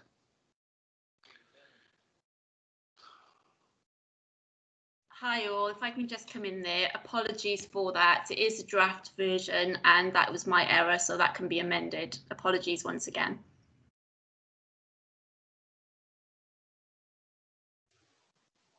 Are there any other questions or comments, members? Sorry, can I come back in? So this is a draft policy? So it is, Councillor Slade, as Claire has just outlined. It was just an error, so it is a draft policy for you to approve today. Okay, so are there likely to be any changes to the policy? I'm a bit squeamish about approving something that could be amended afterwards, you see.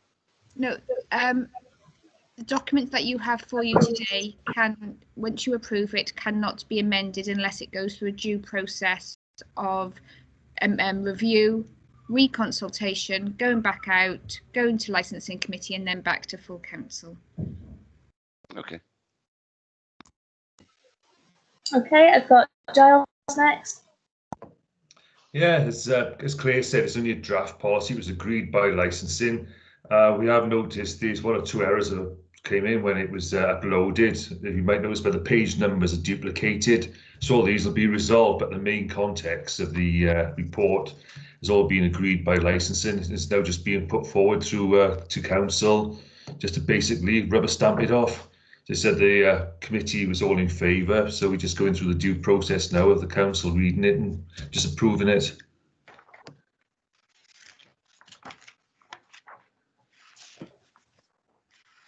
Okay, if there's no one else to speak, then recommend. No. Oh, Councillor Bevan, did you want to speak? I do, yeah. No. Oh God, here we are. Apologies, Madam Presiding Officer, my chat bar disappeared. Can you hear me all right now? Yep. Okay, thank you. Yeah, it was just a quick question, really. We've seen one recent instance of an establishment within the borough effectively having its license revoked for breaching restrictions that have come in due to the coronavirus pandemic on social distancing.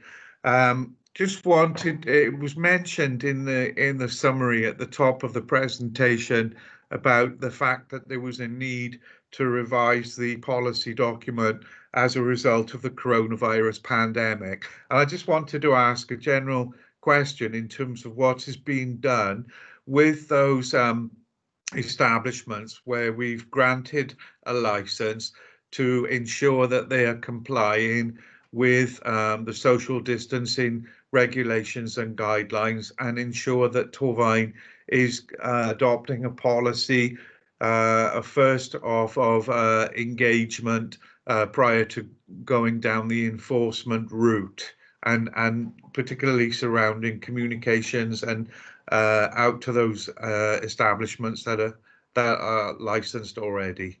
Thank you.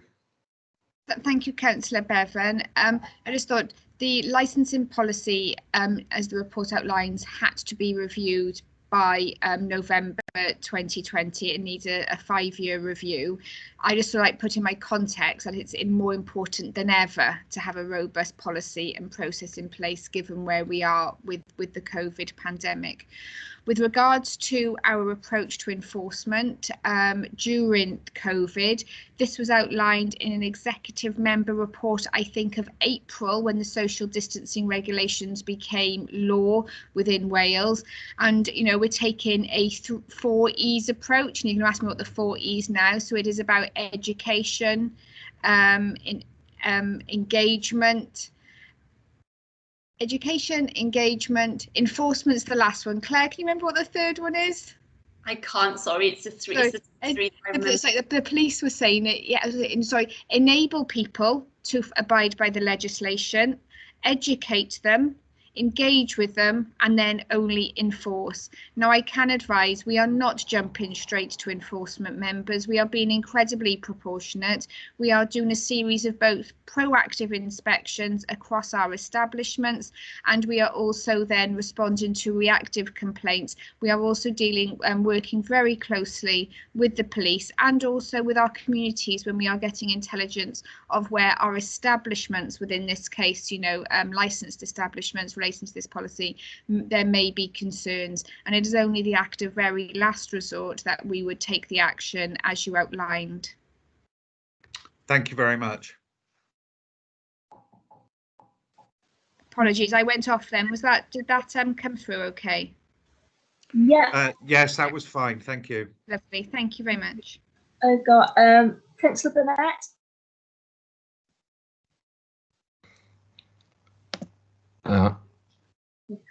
Thank you, Chair.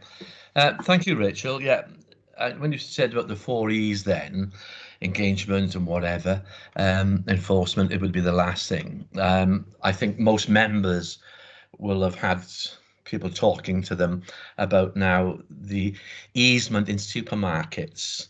And I shouldn't mention it, but I will. I think Sainsbury's is the best of all. They've got something on the door all the time.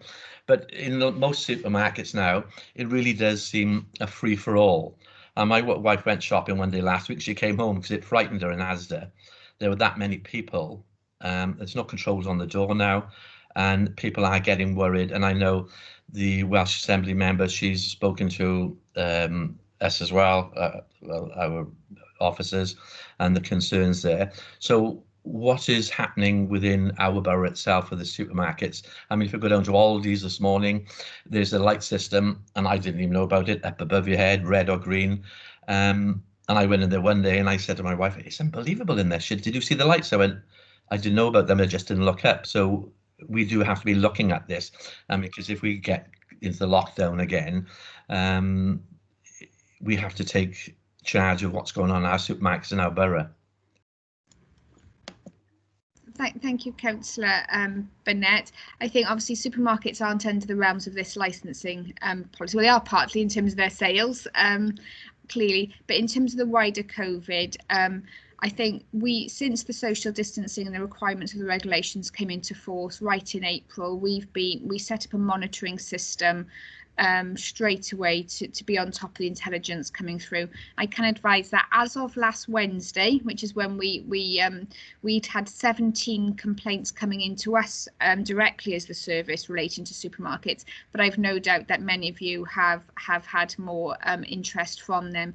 We have been out to visit all the supermarkets to check their processes and their practices, and obviously I think during July and August, when numbers were relatively low, they felt they were able to relax some of their measures in place because of the state of the spread of coronavirus in our communities at that time. There clearly has been a lot of press interest regarding supermarkets, raised primarily by local members and local politicians. And we are continuing to monitor them just exactly like we are every other establishment as well. So I just think, the approach to supermarkets will be exactly in line with the resources that we've got. Thank you. Okay. Thanks, Rachel. I just want to remind members to make sure your questions related to this licensing act, if we can, this policy. Okay, I've got Councillor Hunt next. I just wanted to thank Rachel, Dan, Mandy and all the officers for their reassurance on that point. And thank you for the efforts that you're making to help ensure that there's proper safe procedures in place. Okay, Councillor Quick. Thank you, Madam Presiding Officer. Looking through this, perhaps you can just advise me further, and I think other members may be interested as well. I'm very conscious that I've had a query about travelling fares, and I understand this has come up recently and is being looked at, but I'm looking through this. I'm not clear whether this is actually covered by the requirements or not, or whether, because it's a temporary event, there's noise pollution, there's big problems now, obviously, and people's concerns about numbers. Could you advise, please, Rachel?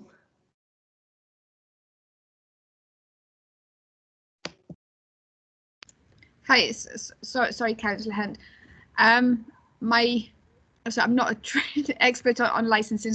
My understanding is that the licensing policy would not cover fares. The license, if I can just come in, if that's okay with everybody, the licensing policy that we're here to discuss today is sort of the day-to-day work with regards to licensing. In relation to your comments about travelling fares and the arrival of the travelling fair in Cwmbran at the moment, I do have officers currently looking at that as we speak. There is separate Welsh guidance that we have to follow in relation to travelling fares, ensuring that they have the relevant safety precautions in place, and officers within the Trading Standards team are looking at that now.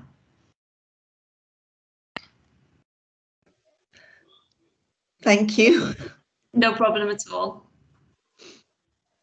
Okay, I've got Councillor Peter Jones, then Stuart Ashley. Madam Presiding Officer, my question was going to be around fares, so it's been answered. Thank you. Okay, Stuart Ashley then. Thank you. A bit about fares. My other question was about community spaces, community halls, stroke pubs, because and clubs, because obviously a lot of us have got clubs and community halls, and obviously they do have occasional licensing. It was the guidance around that I was interested in, plus the fact we've got somewhere like Pont Newydd's got an awful number of clubs, some are furloughed, some that aren't, and the guidance on when they're nobody seems to be clear about when they can and can't come back to life, as it were. I discovered with community halls, for instance, they can come back to life. Some of them are licensed and some of them not. That being clear about when they do come to life and whether they can put events on seems to be, we need to be a bit clear. Now, I know this is about licensing, but obviously these those of us involved with community councils as well have this problem about when we get events going, and some of those events are licensed, certainly around Christmas and times like that. So you've got a lot of responsibility on this, and we're very much aware of that. Members, would it be, obviously we are here today to talk about the licensing policy as it stands, which would oversee then and support the work of the officers and licensing committee. With members' permission, would you like me to arrange an urgent member seminar on COVID where you can just fire questions at some of us officers in terms of some of the queries you are getting from your communities? Like, obviously the regulations are changing apace, and what we say today might not stand next week, but we could give you a line mark in the sand, and I could get Democratic Services to do that urgently if members are in approval. Chair, can I just come back on that and say that would be excellent? We'll get that sorted. Yeah, I think looking at chat bar, and I think speaking for everyone would really appreciate that. Okay, so anyway, on this actual policy then, I don't think there are any more speakers down. So if we look at page 239, which has the recommendation, which is that Council adopts the authority's revised Licensing Act statement of licensing policy, take effect from the 1st of November 2020. So I'm going to ask, does anybody want to disagree or abstain? Yes, Chair. I'm going to vote against it because I don't like giving approval to draft reports, and particularly ones that where it says approved on the cover. Okay, anybody else? Yeah, Madam Presiding Member, I agree with Councillor Slade on that, so I won't be voting for that either. Anybody else wish to vote against or abstain?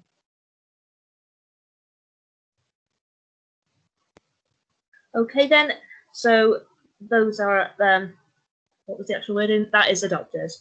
Okay, so agenda item 15 is petition for a prohibition of motor vehicles except for access order on Waterworks Lane, Aberystwyth. Page 325 of the agenda. Again, back to Rachel to deliver the report, please. Thank you, Madam Presiding Officer. Members will recall that in Council on 23rd of June, we received a petition from residents of Waterworks Lane, which is currently a no-through road.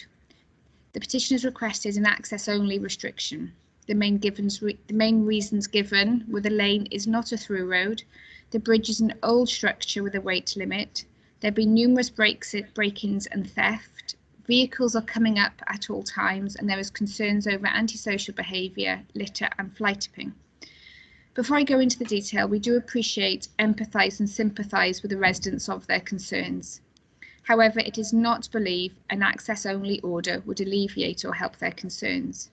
In section 5.6 of the report, we've outlined all the considerations that must be given for an access-only designation, and the points made by the residents, unfortunately from their perspective, are not in line with the reasons for imposing such an order.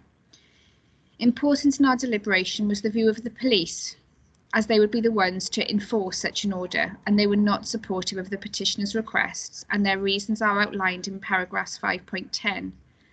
The department has also reviewed concerns over fly tipping, and one instance has been reported since January 2018. However, as with all fly tipping incidents, we would respond accordingly and we do monitor closely. The recommendation to Council, therefore, is that the petition has been considered, but the request for a prohibition order is not supported for the reasons outlined in the report. Thank you. I should also say, members, I've got Steve Jarrett here from a highways technical perspective to aid any questions as well. Thank you, Rachel. Opening it up to questions and comments, then I've got Councillor Giles Davis first. Could I just try to switch my mic on? Yeah, I'm just very disappointed with this outcome. As I said, it took a lot for the residents there who've noticed an increase in traffic using our lane. Basically, it's a very narrow lane, and all he was asking for basically was a sign on the end of the lane saying access only. We all know in reality that the police wouldn't police it, but it would have been a good deterrent and it would have put their minds at rest. So yeah, I'm very disappointed. I've already spoken to the residents who are now looking at other options. But yeah, basically, I'm really upset for them. I just thought a sign there would have just solved the problem for everybody living on that lane, whether it was enforced or not. It would have just put their minds at rest. And I just think that we've let them down. But that's my personal opinion, and I'm sure others probably won't agree. Thank you. Thank you, Councillor Davis. I think the issue is we can't just put a sign up saying access only. An access only has to have an order attached to it for it to be enforceable. So on the basis of the reasons Rachel set out, we didn't think that order was appropriate, so we can't just sign it in the way suggested there, unfortunately. Okay, I've got Councillor Gwyn Jenkins. You hear me? Yeah. Yeah. I do agree with Giles. I was brought up in that area, and this lane leads to nowhere. Only a farm. At one time, we went up to the reservoir, with the reservoir being closed for many, many years, and I just can't see why the order wasn't made on this. It's not going to cost money. It's we want about saving money in the council, but I think just put this order, put a sign up there, because at the end of the day, if there's anybody going up there, unless they live there, they got no good intent. So I agree with Giles. I think it's a sad day.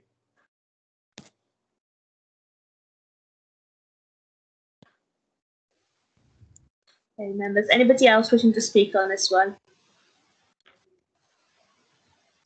Mandy Owen. Yeah, hi. Yeah, I just want to echo the report and the comments made by the officers. It is going to be very disappointing for the residents, and ideally, yes, we could just put a sign up, and it would solve all the problems. But unfortunately, without the enforcement and support of officers of the police, then it's not going to work. And I know residents will expect, if a car does go down, there's a sign saying it, they were going to expect somebody to enforce it. So, it is with regret and it is disappointing, but we have to look at all the policies and reasons why before we can make any decisions.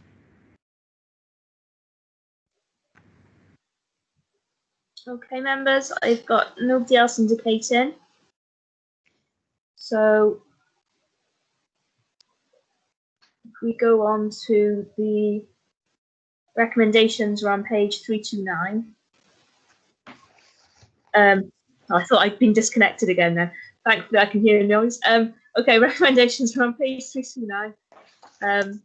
That the request to promote a prohibition of driving except for access traffic order is not supported. So does anybody wish to vote against this or abstain? Yeah, of course, I got to vote against. Yeah. I'd like to vote against as well, Councillor Haller. Yep. Against for me too, please. Yep. And against for me, please. Yep. And I got Councillor O'Connell. Yeah, against for me, please. Okay. Anybody else against or abstaining? Councillor Tew. Yep. Against for me as well. Against for me as well.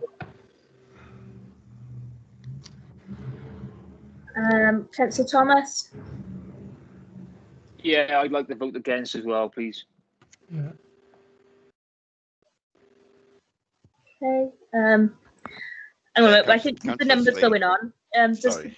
Sorry, just a second. Geraint, do you want to go through the list just because the numbers? And we want to make sure it's recorded properly. Yeah, problem, presiding member. If members can just bear with me a sec.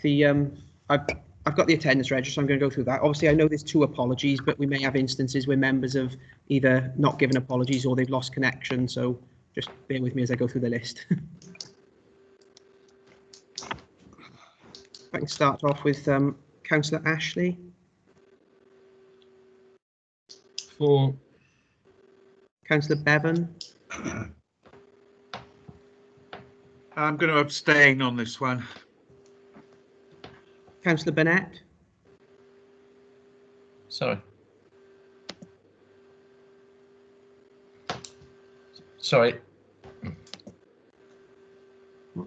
Councillor Burnett.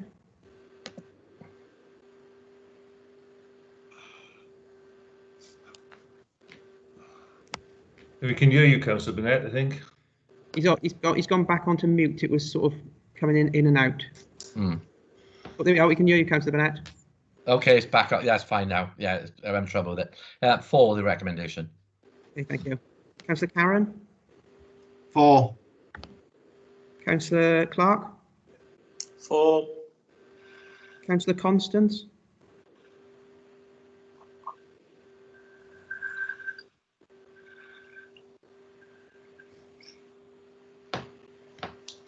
Against. Councillor Crick. 4. Councillor Cross. 4. Councillor Daniels. 4. Councillor Davis. Against. Councillor Cathy Evans.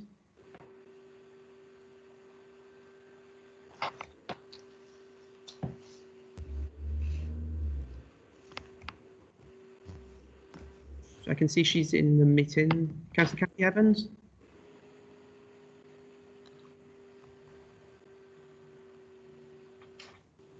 I'll move on. I'll give her a chance. I'll come back at the end if that's okay. Right. So Councillor Stephen Evans. 4. Councillor Stuart Evans. 4. Councillor Gordon. 4. Councillor Haynes. Against. Councillor Haller. Against. Councillor Hunt. 4. Councillor Jenkins.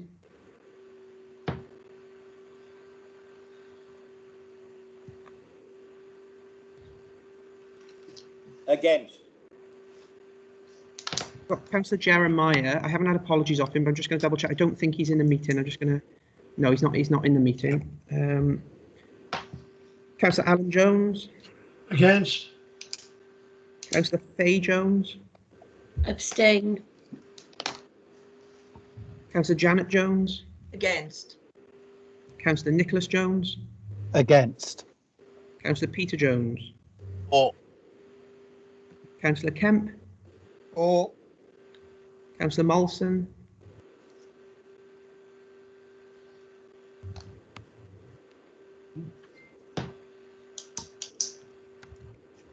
Councillor Molson, I can see. 4. Thank you. Councillor Mills. 4. Councillor O'Connell. Against. Councillor Overton. Against. Councillor Owen. 4. Councillor Parish. 4. Councillor Powell. 4. Councillor Preston. 4. Councillor Rapier.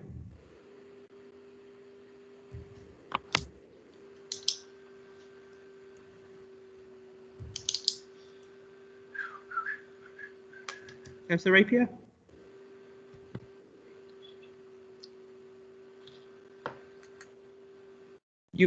I see you've unmuted yourself, Councillor Rapier. Have you...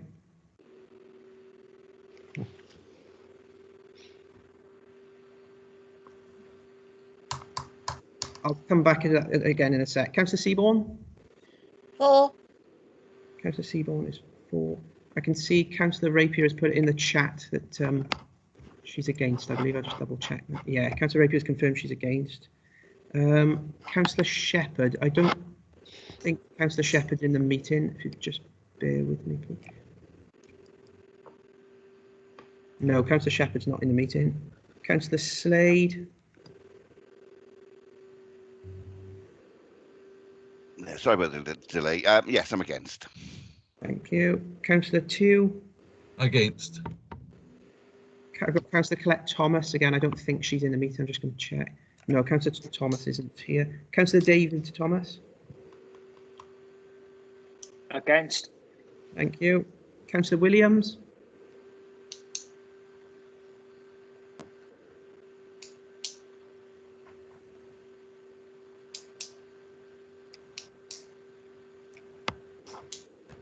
Councillor Raymond Williams. Against. Thank you. And Councillor Yole. For. Thank you. And the only one, if I can just go back, please, is Councillor Cathy Evans able to cast a vote, please? For. Thank you very much. I'll just add those up a sec.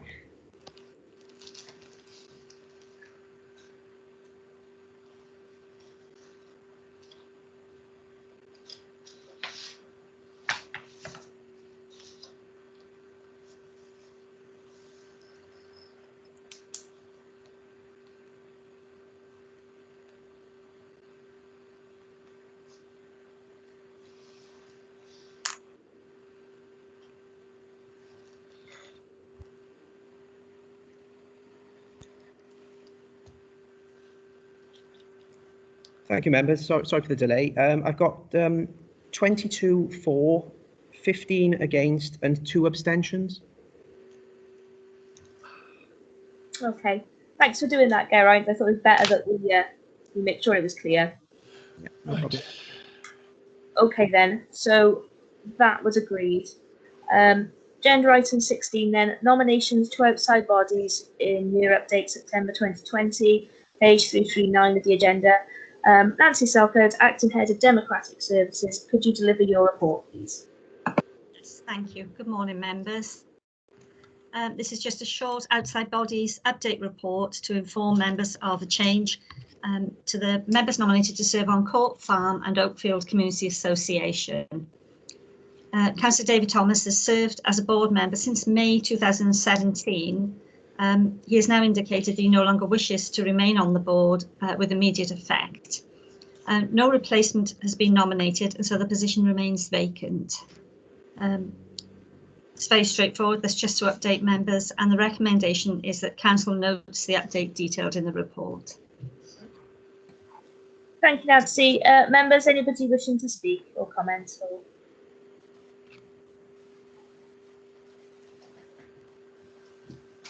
No, I'm not sure if I've got a hand or not. Let me just check. Councillor David Thomas, did you wish to speak on it? You can see your hand is up.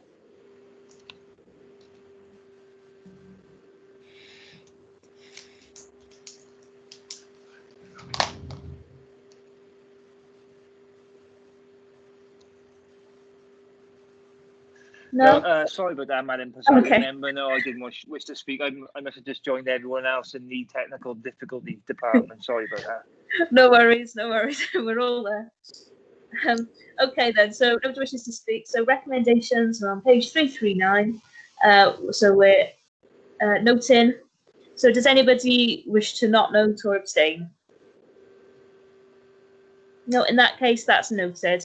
So we've gone to agenda item 17 then, which is motions on notice. There are no motions on notice, so we're straight on to agenda item 18, which is members' question time.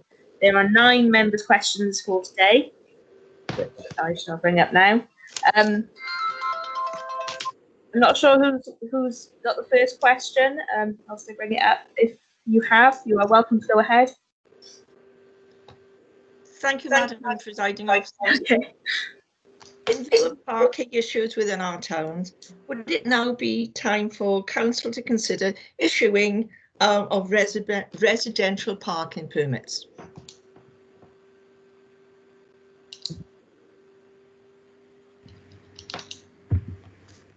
I go ahead and answer, Jess?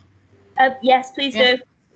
Thanks for the question, Janet. The council appreciates that there can be limited on-street parking available throughout the borough, perhaps most prevalent in our older built communities.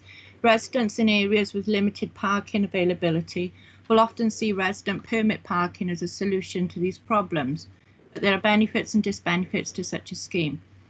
In terms of benefits, it would reserve car parking, equalise distribution of spaces through limits per household, and prohibit non-residents from parking.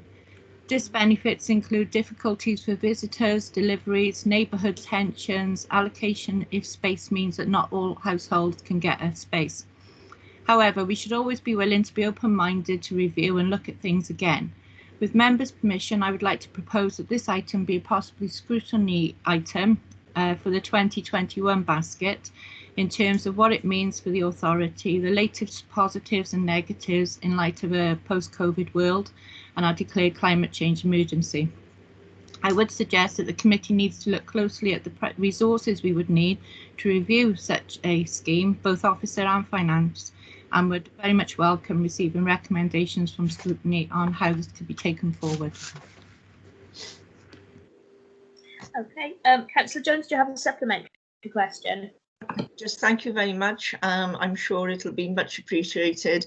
I do have a lot of residents who have got concerns. I've even seen double parking, and especially in some of our terraces where there are 2, 3 and even 4 cars per household, it is causing a problem. So I welcome your feedback.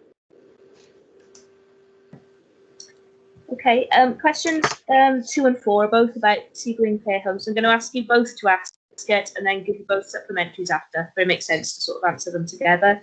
So, Councillor O'Connell, if you go first. Yeah, thank you, Chair. Did you, just to clarify, did you just say that the supplementaries will come at a different time or just following on from the... Just after the exec's answer. Okay, as normal. Yeah, yeah. Okay, thank you. Staff and residents have been informed of Havard's decision to close Tŷ Gwyn Care Home, much to the dismay of the close community there. Can the executive member confirm, and please note the wording, what action has been taken to work with Havard to prevent the closure? Does TCBC agree with Havard's assessment that the site is all of a sudden unsuitable? And what options exist for TCBC to put a stop to closing one of Wales' top-rated care homes? Okay, Kelly, if you want to ask your question as well, and then we can answer. Thanks, Jess. Following the sad decision by Havard to close Tŷ Gwyn Nursing Home in my ward, can the executive member please provide an update on what actions this council is taking to ensure the safeguarding of vulnerable residents? Okay. Okay, thanks both. I'll try where I can to integrate the answers, but so before I answer both councillors' questions, I think it's first and foremost important to acknowledge how difficult this has been for Tŷ Gwyn's residents, their loved ones and their dedicated staff. It's been an immensely difficult situation, and one need only look at the praise from residents and their carers, both past and present, for the quality of the care that they've received at Tŷ Gwyn to see what the place means to people who've got to know the place. Throughout this process, our priority as a council has been to ensure that the well-being of the residents is at the forefront of Havard's thinking, and after having met with representatives, I'm reassured that they will endeavour to ensure that each and every resident at Tŷ Gwyn is prioritised in the process going forward. So now to Councillor O'Connell's questions. I'll deal with, there's several, so I'll deal with them separately. So what action has been taken to work with Havard to prevent the closure? The council was formally given notice by Havard Care Association of their intention to close Tŷ Gwyn Care Home in Cwmbran on the 12th of August. We recognise this is extremely unsettling for the residents, their families and staff working within the home, and we are committed to ensuring that the closure of the home will be sensitive to the needs of residents, families and staff. The council has a long-standing partnership with Havard developed over a number of years, and understand that the decision made by Havard's board of directors to close Tŷ Gwyn was not a decision taken lightly. There were a number of factors that were considered and discussed, including an independent review carried out last year, which concluded that even substantial investment in the building would not address the more significant shortcomings, one of which being the inefficient layout of the building and room sizes. We must understand that Havard have considered a range of options with regard to the investment to determine a sustainable model of provision for the future.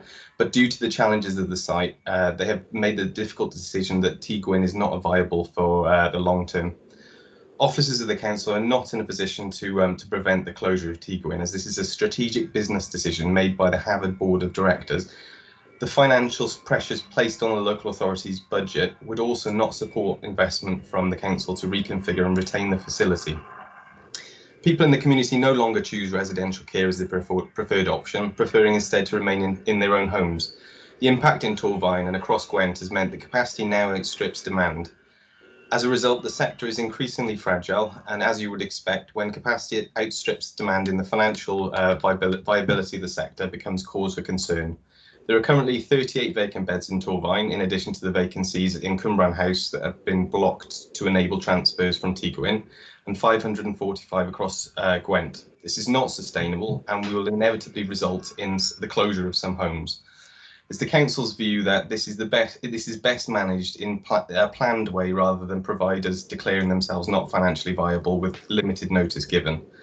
We're committed to ensuring that existing residents are supported to access alternative residential care provision that will meet their current needs.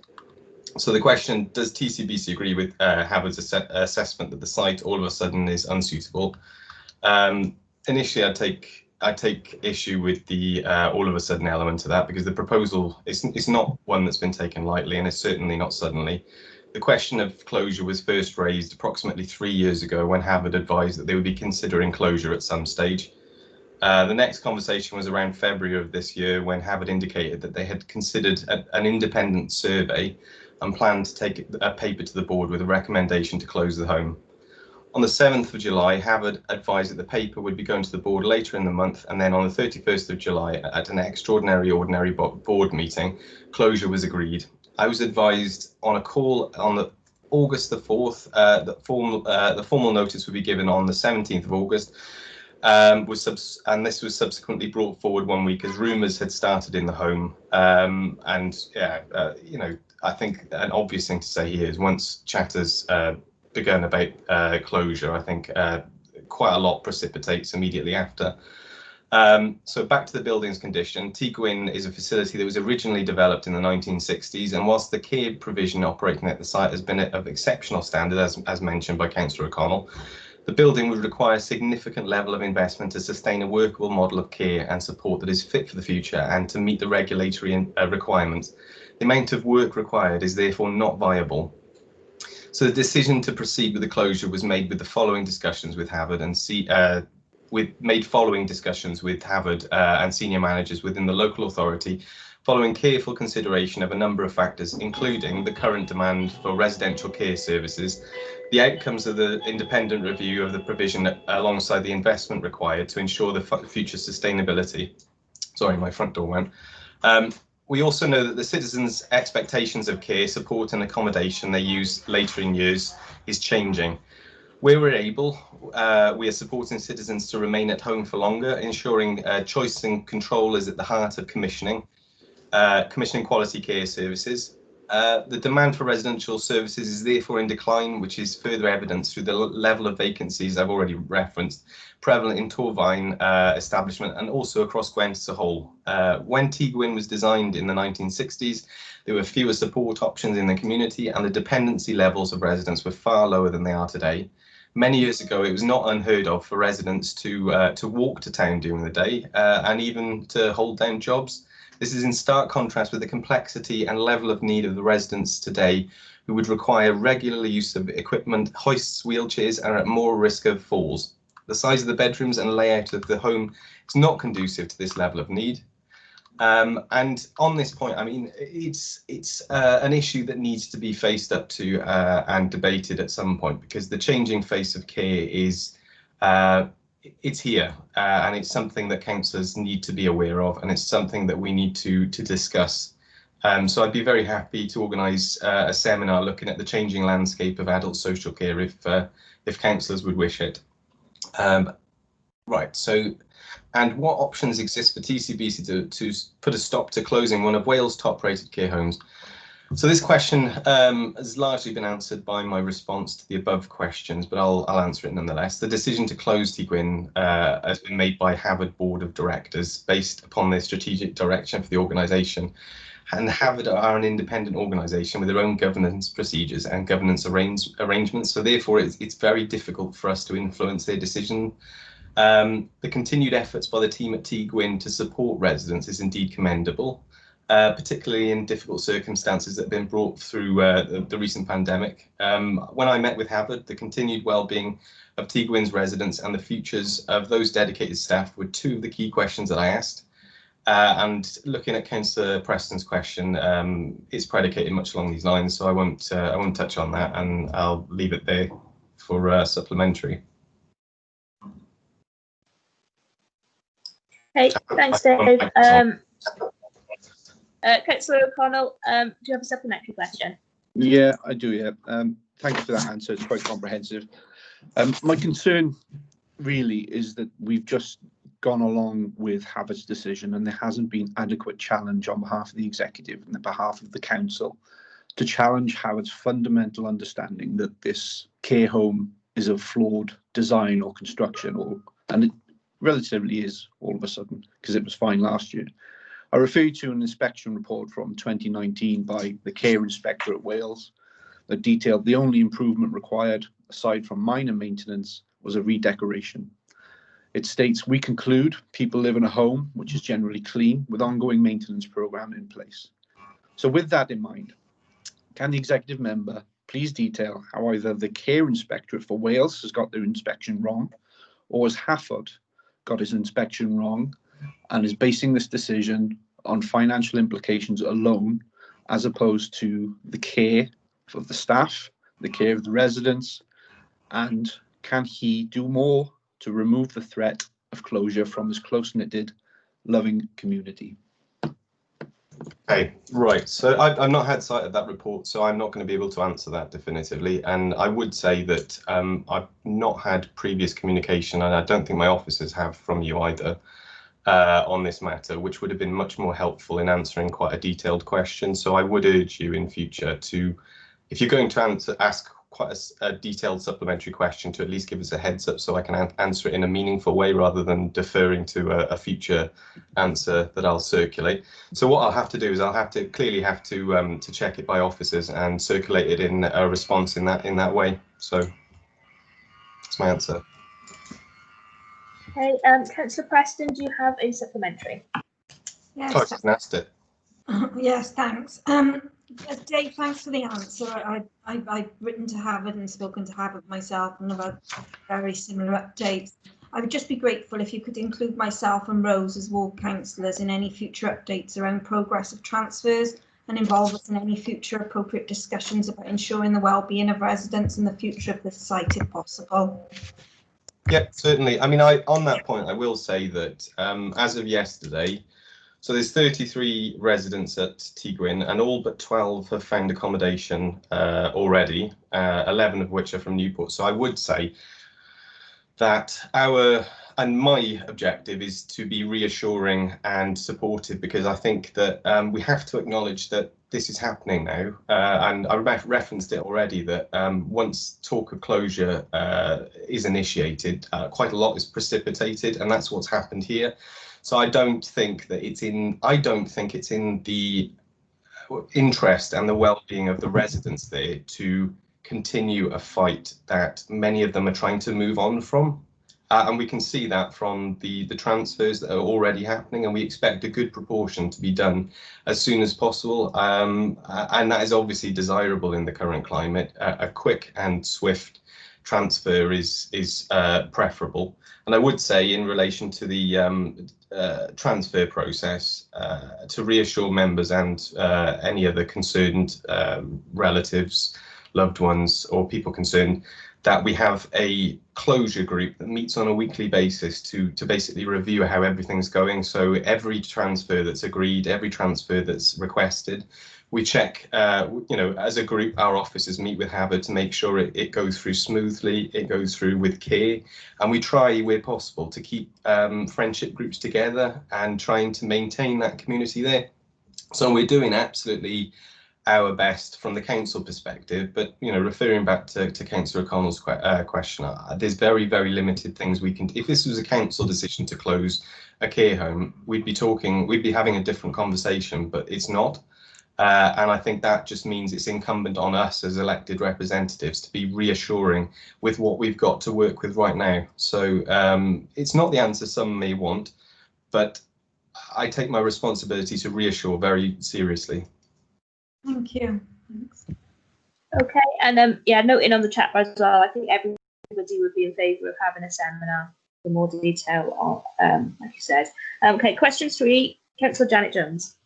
Thanks. Would Torfaen Council consider it appropriate to acknowledge the gratitude of residents towards our NHS staff and our frontline social workers who have acted selflessly during this pandemic, which has had an unforgettable impact on our communities? Could this take the form of a lasting memorial to all, including those who unfortunately have lost their lives, and take part within the grounds of the new Grange Hospital due to open this autumn?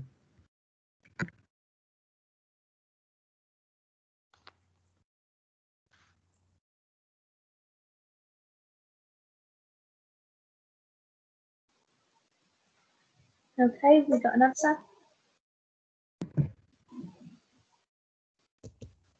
Thanks.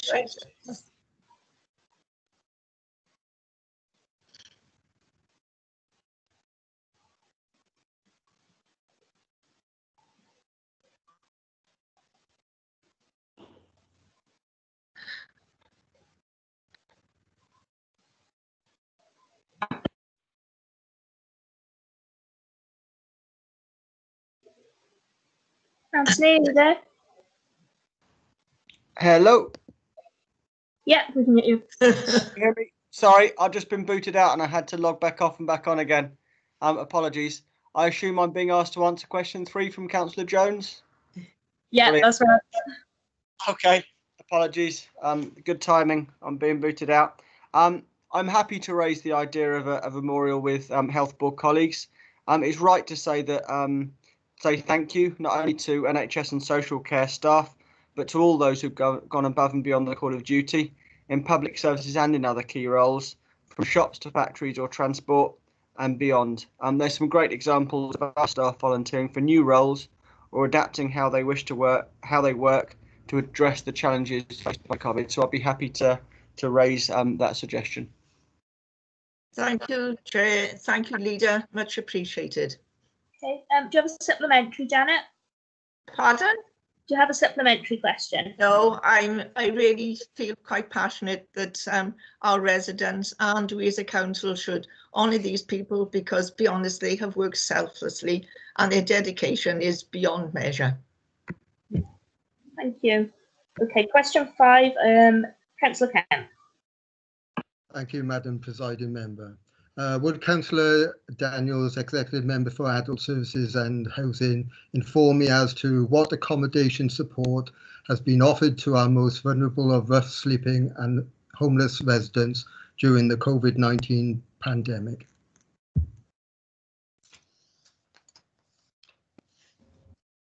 There's always that delay, isn't there?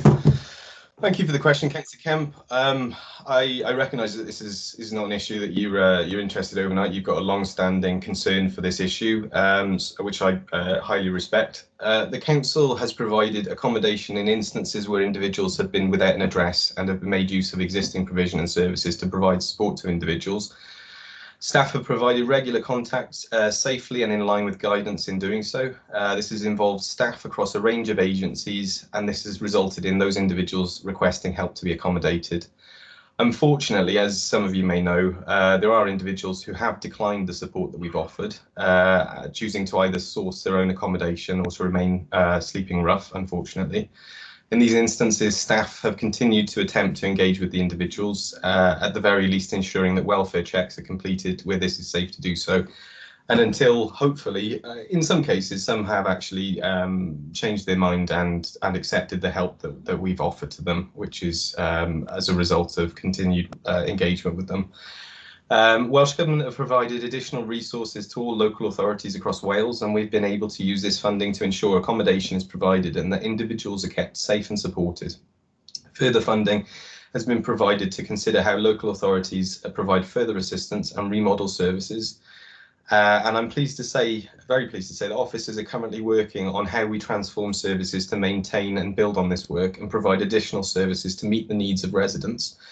This is in the early stages of development, and officers will provide more substantive plans in due course on how services will be developed. But I would be very pleased when we're in a position to report back more extensively on it. To do so, because it's exciting from my view. However, the fundamental aim is to provide services that provide more holistic and inclusive approach to addressing single homelessness. Added to the above, we maintain contact with individual families who are presently either at risk of being made homeless or placed in temporary accommodation. Individuals have been provided with appropriate support and assistance alongside the provision of food and essential items where necessary and required. And in addition to the response I've got written in front of me, I mean, I think it's important to acknowledge the significant challenges that we've got faced with us. I mean, in the best of times, it is emergency accommodation is in tremendous demand, and you know, in the past we've had to send people to B&Bs out of borough because we don't have B&Bs in borough, and the difference now is that Welsh Government guidance saying that we should get everybody indoors means that every borough will be doing exactly the same. So those boroughs that do have B&Bs, they will be using their own B&Bs to get them in. So we've had tremendous difficulty with finding accommodation. So there have been instances where rough sleepers have had to, we've just had to wait until a vacancy's been available. This is the challenging environment we've been working in, unfortunately, but I'm pleased to say that what referenced in my substantive answer was a significant piece of work which will hopefully go some way towards addressing this in the future. So that's my answer. Thank you. I do have a supplementary. I think you've partly answered it, but I'll say it anyway. Since the Welsh Government's easing of national lockdown in Wales, has Torfaen County Borough Council continued to accommodate our residents who were sleeping rough or homeless, or has the council now ceased their duty, resulting in the most vulnerable of residents returning to the streets? No, to my knowledge, this continues, and I believe that Julie James, in particular, from Welsh Government, she's adamant that we build on the progress that we've made. Oh, it's frozen on my face in the most flattering way. So yeah, Julie James is adamant that we build on this, and likewise locally, we're quite concerned that we would do that as well. So from my view, no, it's continued. I'll get you a bit more detail on that though, to be honest, because I don't really like answering offhand. So I'll circulate something. Thanks for the question. Appreciate that. Thank you very much indeed. Okay, thank you both. Okay, question 6, Councillor David Thomas.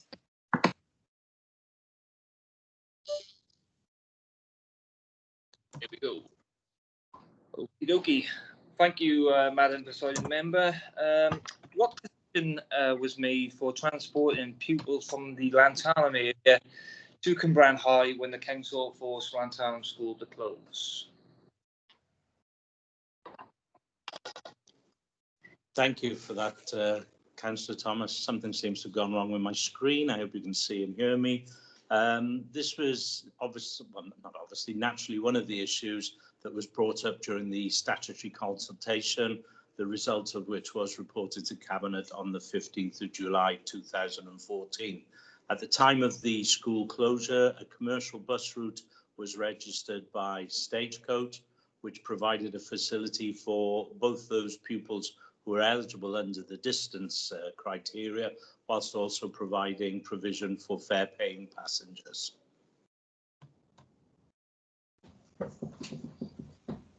Councillor Thomas, do you have a supplementary? I do, yeah, Madam Presiding Member. Can you explain who decides what bus services receive a subsidy and what criteria is used to arrive at that decision? No, I can't, because that comes under the portfolio of Mandy Owens, who, with your permission and the permission of the presiding member. Can I ask Mandy to respond to that question? I'm happy for that, yeah. Thank you, Councillor Thomas.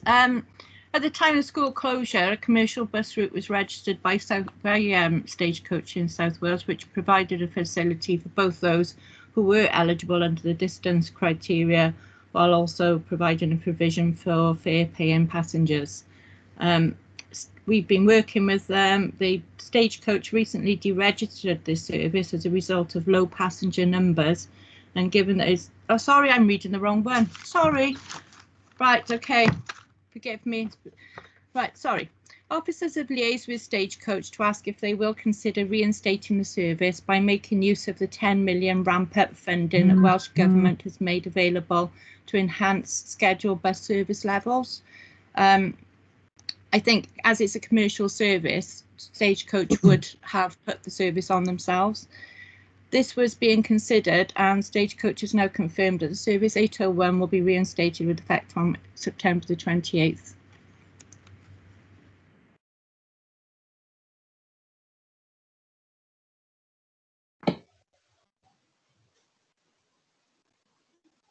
Okay.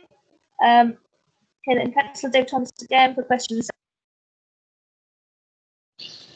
Okay, thank you, Madam Presiding Member. I'm not. Okay, yeah, I'll just have to go on to my next question, I think. During the middle of lockdown, we were told that there was an outcry on social media, mainly Facebook, whereby you felt compelled to cease grass cutting throughout the borough, allowing weeds and some wildflowers to grow. Yet for some reason, you don't feel as compelled to cease the spraying of the toxic weed killer glyphosate. Residents' concerns over glyphosate has received the same amount of attention on social media, demanding for glyphosate to be banned here. Given the social media outcry from residents to line over glyphosate, why are you continuing to allow the second spray of what most believe is a very dangerous weed killer?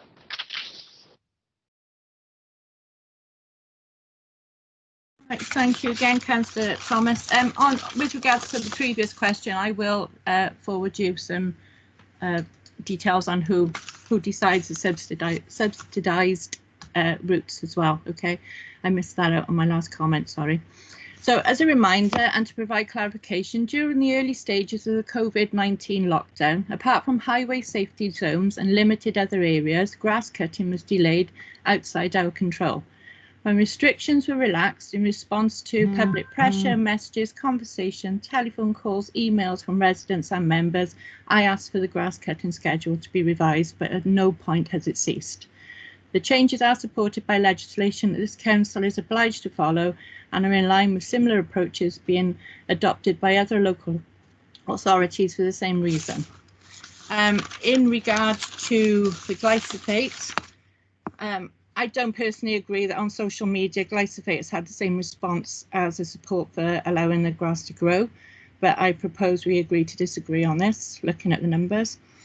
Given that a petition has now come in for consideration once more, I think it's best if we allow that process to run, as I would not want to prejudice the outcome of a further review, which I will bring forward in due course.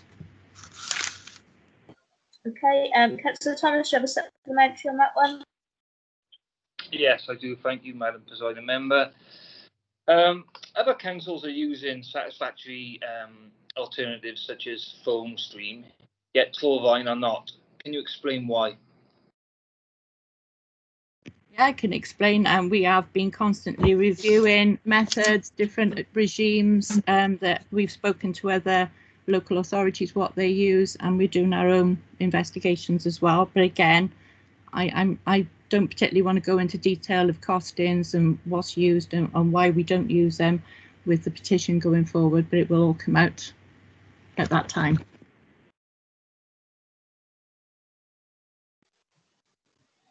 Okay, question 8 then, Councillor Ansley. Thank you, Madam Presiding Member. Could someone from the Executive please explain why this Labour administration has so spectacularly failed to tackle the antisocial behaviour in Cwmbran Town Centre, leading to its decision to fill in the Northville underpass?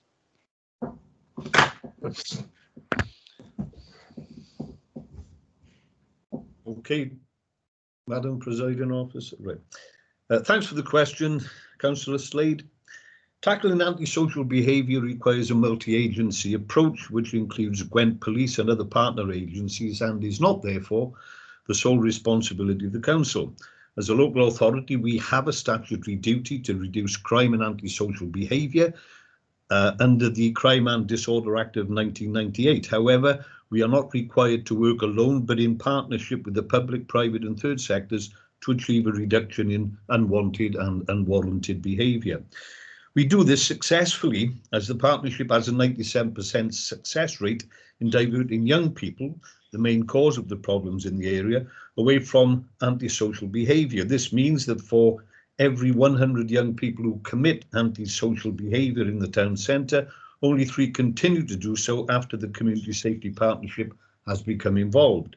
Cwmbran Town Centre attracts people from all over Gwent, not just Torfaen, and amongst those that visit the area are individuals, unfortunately, who prey on the most vulnerable in our society.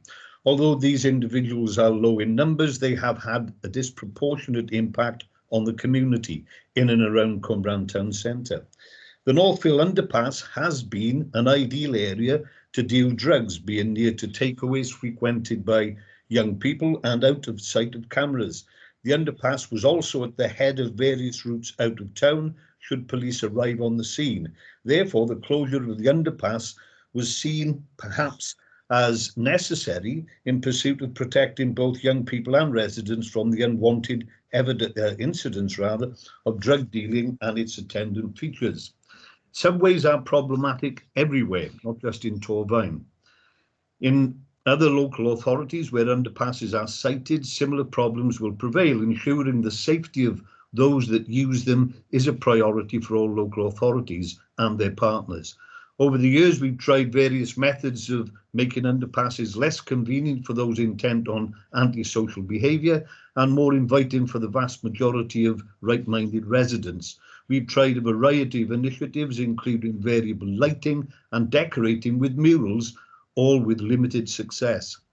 Through a multi-agency partnership approach, along with public consultation and a consensus was formed. Replacing the underpass with a surface pedestrian crossing was deemed to be the most effective way of dealing with the most unwanted social problem. At the same time, this new system will benefit both residents and other users of the town centre by encouraging greater active travel in the area. Rather than failing to tackle antisocial problems then, I'm pleased that through our excellent partnerships with other agencies and community-based groups, we have identified a way to deal with the problems that the underpass presented. Of course, I don't expect that this initiative will totally eradicate the problems in the town centre, but I do think it would help in significantly reducing the problems. Any future unacceptable behaviour at this location will now be forced into the view of Cwmbran Shopping CCTV cameras and can and will be used in evidence to prosecute those individuals so caught. Okay, Councillor Slade, do you have a supplementary? I do indeed, yes. Research from the European Union suggests that 25% of all pedestrian accidents occur either on or within 50 metres of a pedestrian crossing. Isn't the decision to close the underpass simply creating a new safety hazard rather than eliminating them? Right. No, I don't think it is. There was a balancing act that had to be made. The incidents of drug dealing, particularly, but other antisocial behaviour in the past, we've had young ladies and young men being beaten up badly in underpasses. But the major problem surely is the antisocial nuisance of drugs and drug-related paraphernalia. We took the decision, or a decision was taken, because this was before I came onto the scene here, that the lesser of the two evils was making an open-air passage, if you like, that encouraged active travel And we believe that this is the finest way, the best way possible of dealing with this iniquitous problem of drug dealing. I hear what you say about a European study, but we've done studies in and around the more local area, excuse me, and I believe that that is the most significant one to pursue. In any event, this is what we've done. As you will see, there is activity going on in the town centre at the moment. It is imagined that this will be done within 10 weeks, although there might be a couple of days delay because there was a pipe burst there at the end of last week. And just in case people think that we are squandering money from the council's coffers, this is money from a grant for active travel provided for us by the WAG Assembly Government. So I think it's a win-win situation.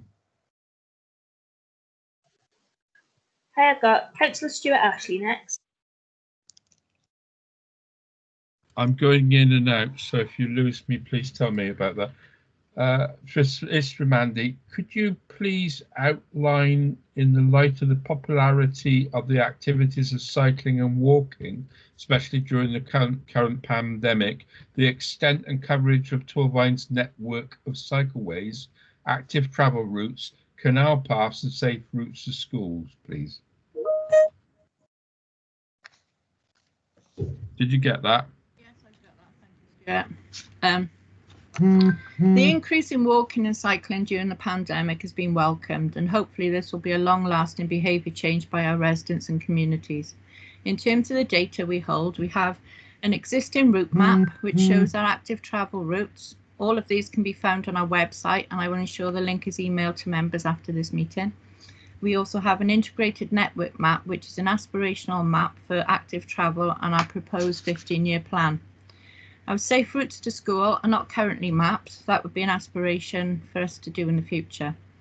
I've asked officers to prepare details of the various routes modes you have asked for, and this will be circulated. The next iteration of the active travel integrated network map was due to be resubmitted this year, but as a result of COVID, Welsh Government have now extended this to September 21. Officers are actively working on the proposals for how this is undertaken. I'm very aware Cleaner Scrutiny had an excellent discussion on this topic in January, and I was pleased to accept all the recommendations to take this important agenda forward.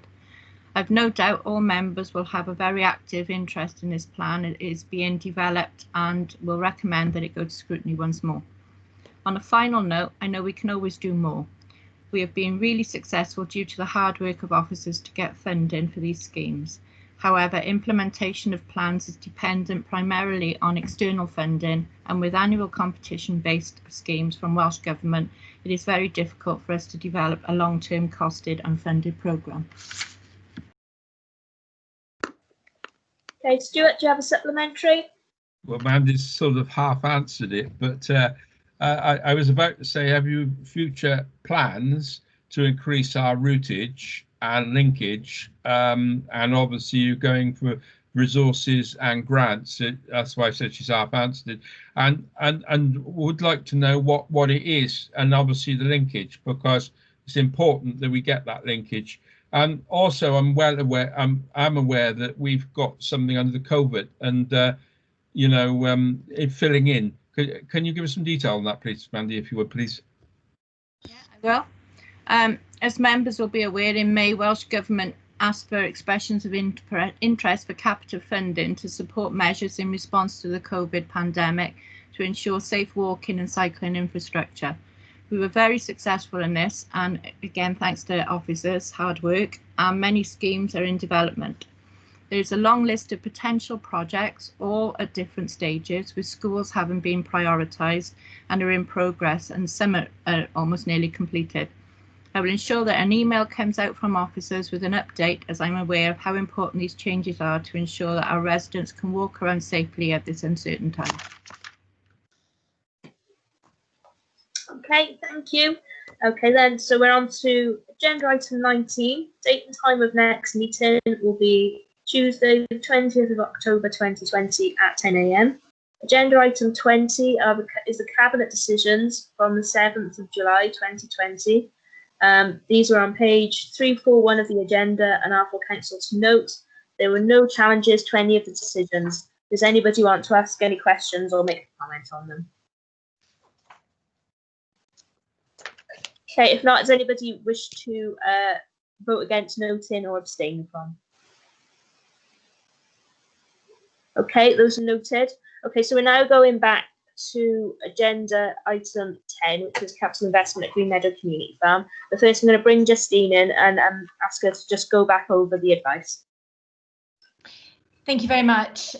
Members, can I refer you to the Constitution? Paragraph 12, subsection 2A3, it does state that you will not be regarded as having a prejudicial interest in any business where that business relates to a body to which you have been elected, appointed or nominated by your authority.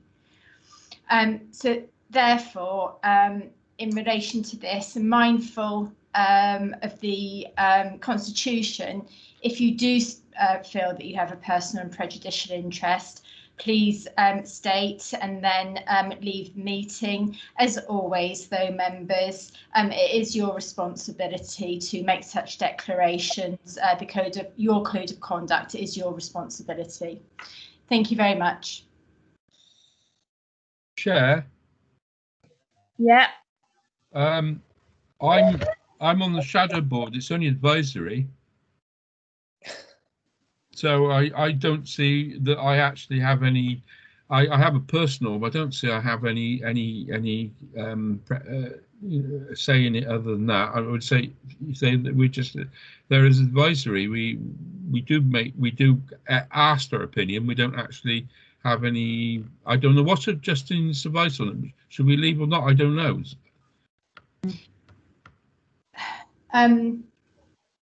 Were you appointed by the local authority to sit on the board? I've been on it all the time. I've been on the council. Therefore, in accordance with the Constitution, it's not prejudicial.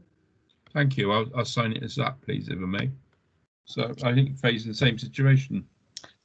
Okay, I've got Councillor Owen and then Councillor Haynes. So Yeah, Councillor I was just asking for clarification as well, because obviously we do make decisions as a shadow board at the farm. So, you know, but if you're saying it's not prejudicial, then that's fine. Okay, Councillor Haynes. Thank you. Thanks for the clarity, Justin. I sort of stand by my stance really that it is just a personal interest, because those that are appointed by the council are usually only ever a personal interest. My understanding is that, having vaguely remembered who declared an interest previously, the only one that I think has a prejudicial interest is Councillor Peter Jones, who is a personal relative, close personal relation to Faye Jones, who sits on the shadow board.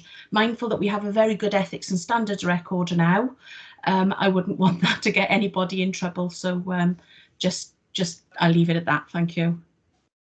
Hey, I've got Faye Jones next. I'm on the shadow board.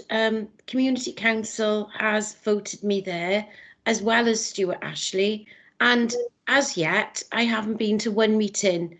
I just wondered, does this give me a prejudicial interest as well as a personal one? Thank you. Yes. So were you appointed by the local authority? No. No, Cumbrian Community Council.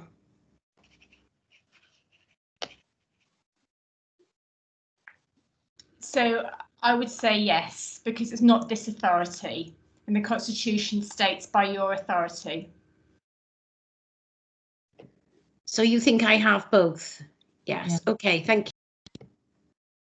Okay, Peter Jones. That's a weird situation. I think that's answered my question. If Faye's got an prejudicial interest, I'm a personal associate, so I will leave the meeting as well. Okay then. Chair, I think in solidarity, because I'm on as a shadow board chair, but I don't have a preference because I'm appointed by this authority. I can stay. Yeah. That's a strange situation, isn't it, in a way?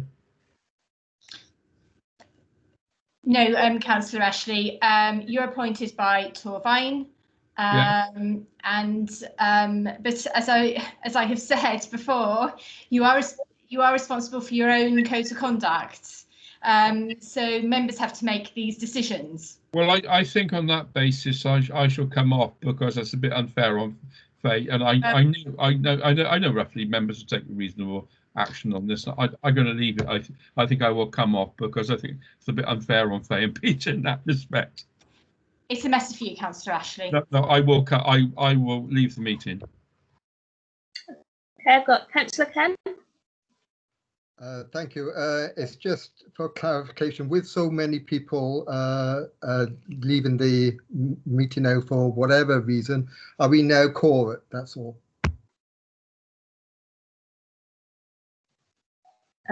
Yeah, good point. I'll ask Geraint and the team, because I'm not sure how many people have actually left. Are we going to be quorate?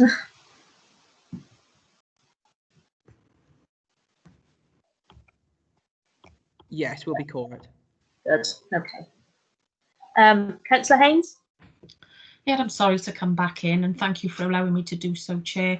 I think that members need to be clear that a personal interest relating to bodies that you're appointed to by Torfaen Council are personal interests only. If you are appointed by your community council, it is not Torfaen Council, and therefore you have a prejudicial interest. So in answer to Stuart Ashley's comment, you are appointed by the council, Torfaen Council, so you only have a personal interest. Going back to Justine's comment about, yes, members have are responsible for their own declarations. I just think, having read your email on the 14th of the 9th, it says it's directing members to declare that it would be a personal and prejudicial interest. I'm just mindful that people will take that as a direction as opposed to telling people that it's their responsibility. But I just be careful with the word in there, because it could be you're telling them to please declare that it would be a personal and prejudicial interest. But that's all I've got to say. I think it's about time that we get on with this. Okay, then, with that in mind, if people do want to leave, I would say now is the moment to do so, or else we shall be locked in to a discussion about farmland. Okay, so we're going on. Chair, I'll just say the one thing I can do is stay but not take any part in the discussion. I think, Stuart, but aren't you doubly appointed by the Community Council as well? No, I'm not. You're not. It's just been clarified that you're eligible to take part, so just accept that advice. Okay, thanks, Dave. I will. I'll stay there. Okay. Okay, right then. Agenda item 10 then. Capital investment at Green Meadow Community Farm. We're looking at page 67 of the agenda. Keith Rutherford, Chief Officer, Social Care and Housing. Could you deliver the report, please? Yeah, good afternoon, members. Happy to do so. I'm afraid my camera's not working. That's probably a blessing, but there we go. I'll take it that everybody's read the report. The purpose of the report is to request capital funding from unallocated resources within the Council's current capital programme. The funding will be used to deliver essential capital maintenance and remedial work to ensure the farm site is safe. The farmer has had very little by way of investment for a number of years, as council policy and understandably has been to support the 21st century school programme, and so the council hasn't been able to do that.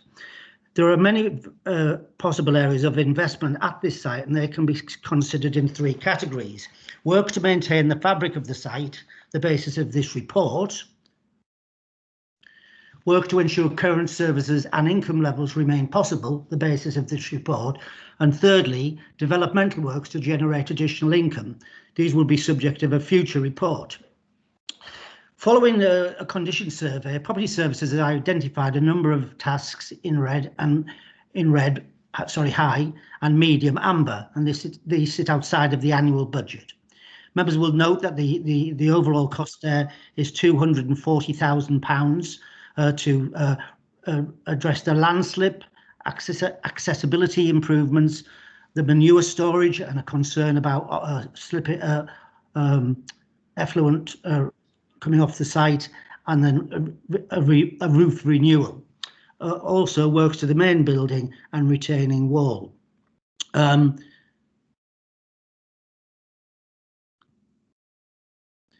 Cabinet members concluded some weeks ago that the period of closure should be used to explore options of capital investment on the site.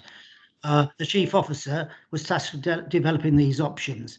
As a commercial farm outside of what could be considered the core expertise of the local, it was decided an options appraisal would benefit from external assistance from external organisations within this area. Initial work has commenced to review the structure, business planning and marketing guidance, marketing of the Green Meadow Farm, and importantly put forward proposals for future investment. Essentially, what we're asking today is that we are given the capital to make the site safe, and then bring a future report to look at possible ways of investing or diversifying the site. I think the way I'd look at it is, if you don't repair your roof, eventually the ceilings fall down, and I think that's the point we've got to with the state of the farm. So I'm happy to try and answer any questions, members. Okay, I've got Councillor Haynes first, then Councillor Bevan. Thank you very much, Chair. I've always been of the opinion with the farm that we either need to invest heavily and turn it into a business model, or we need to close it. And that, for me, hasn't changed to a great degree. However, we are in unprecedented times this year, and with the impact of COVID on the farm and its ability to bring in funding, I believe we have a moral obligation to subsidise the farm and make some investment at this time. Practically every other business or business owner has been in receipt of some sort of government or financial funding, and I think that we would be lacking morally if we failed to assist the farm at this time. So I will be supporting this, interestingly. You know, and long may it be successful as a business, although I do hope that it will have more of a business head on its shoulders moving forward. Thank you. Thanks. Councillor Bevan.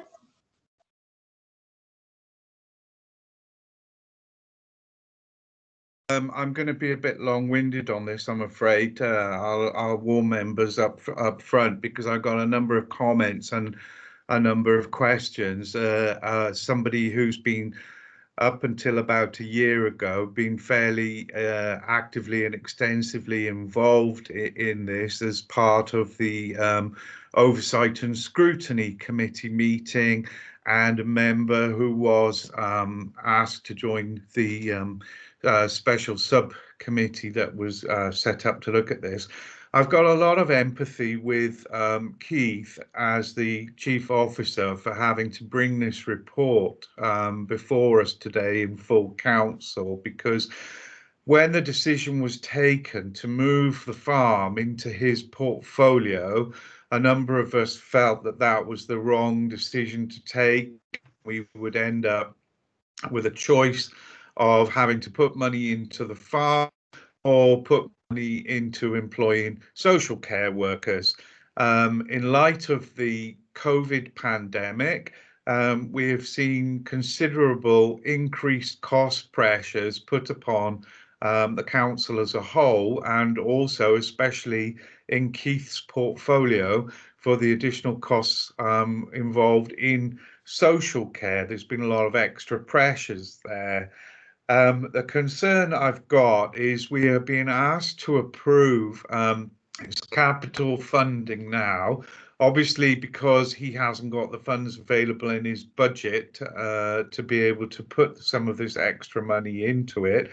The focus from the council, as it's stated in the report and as Keith mentioned, has been on 21st century schools, but there hasn't been that balance. between the investment in the 21st century schools and investment in other capital expenditures that have been required over the years, because that focus on 21st century schools has almost been to the detriment of everything else. With regards to funding, I wanted to ask the question first whether all other options have been fully explored in terms of sourcing external funding, both from Welsh Government, other grant funding. And I noticed a number of things have been sent out to members in recent weeks about additional opportunities to apply for funding, that the COVID pandemic has supported an extra money coming forward. One of the functions that the farm provides does actually support an educational requirement, and it actually supports vulnerable children as well. So I wanted to ask whether all the options for fully funding external funding sources have been fully explored.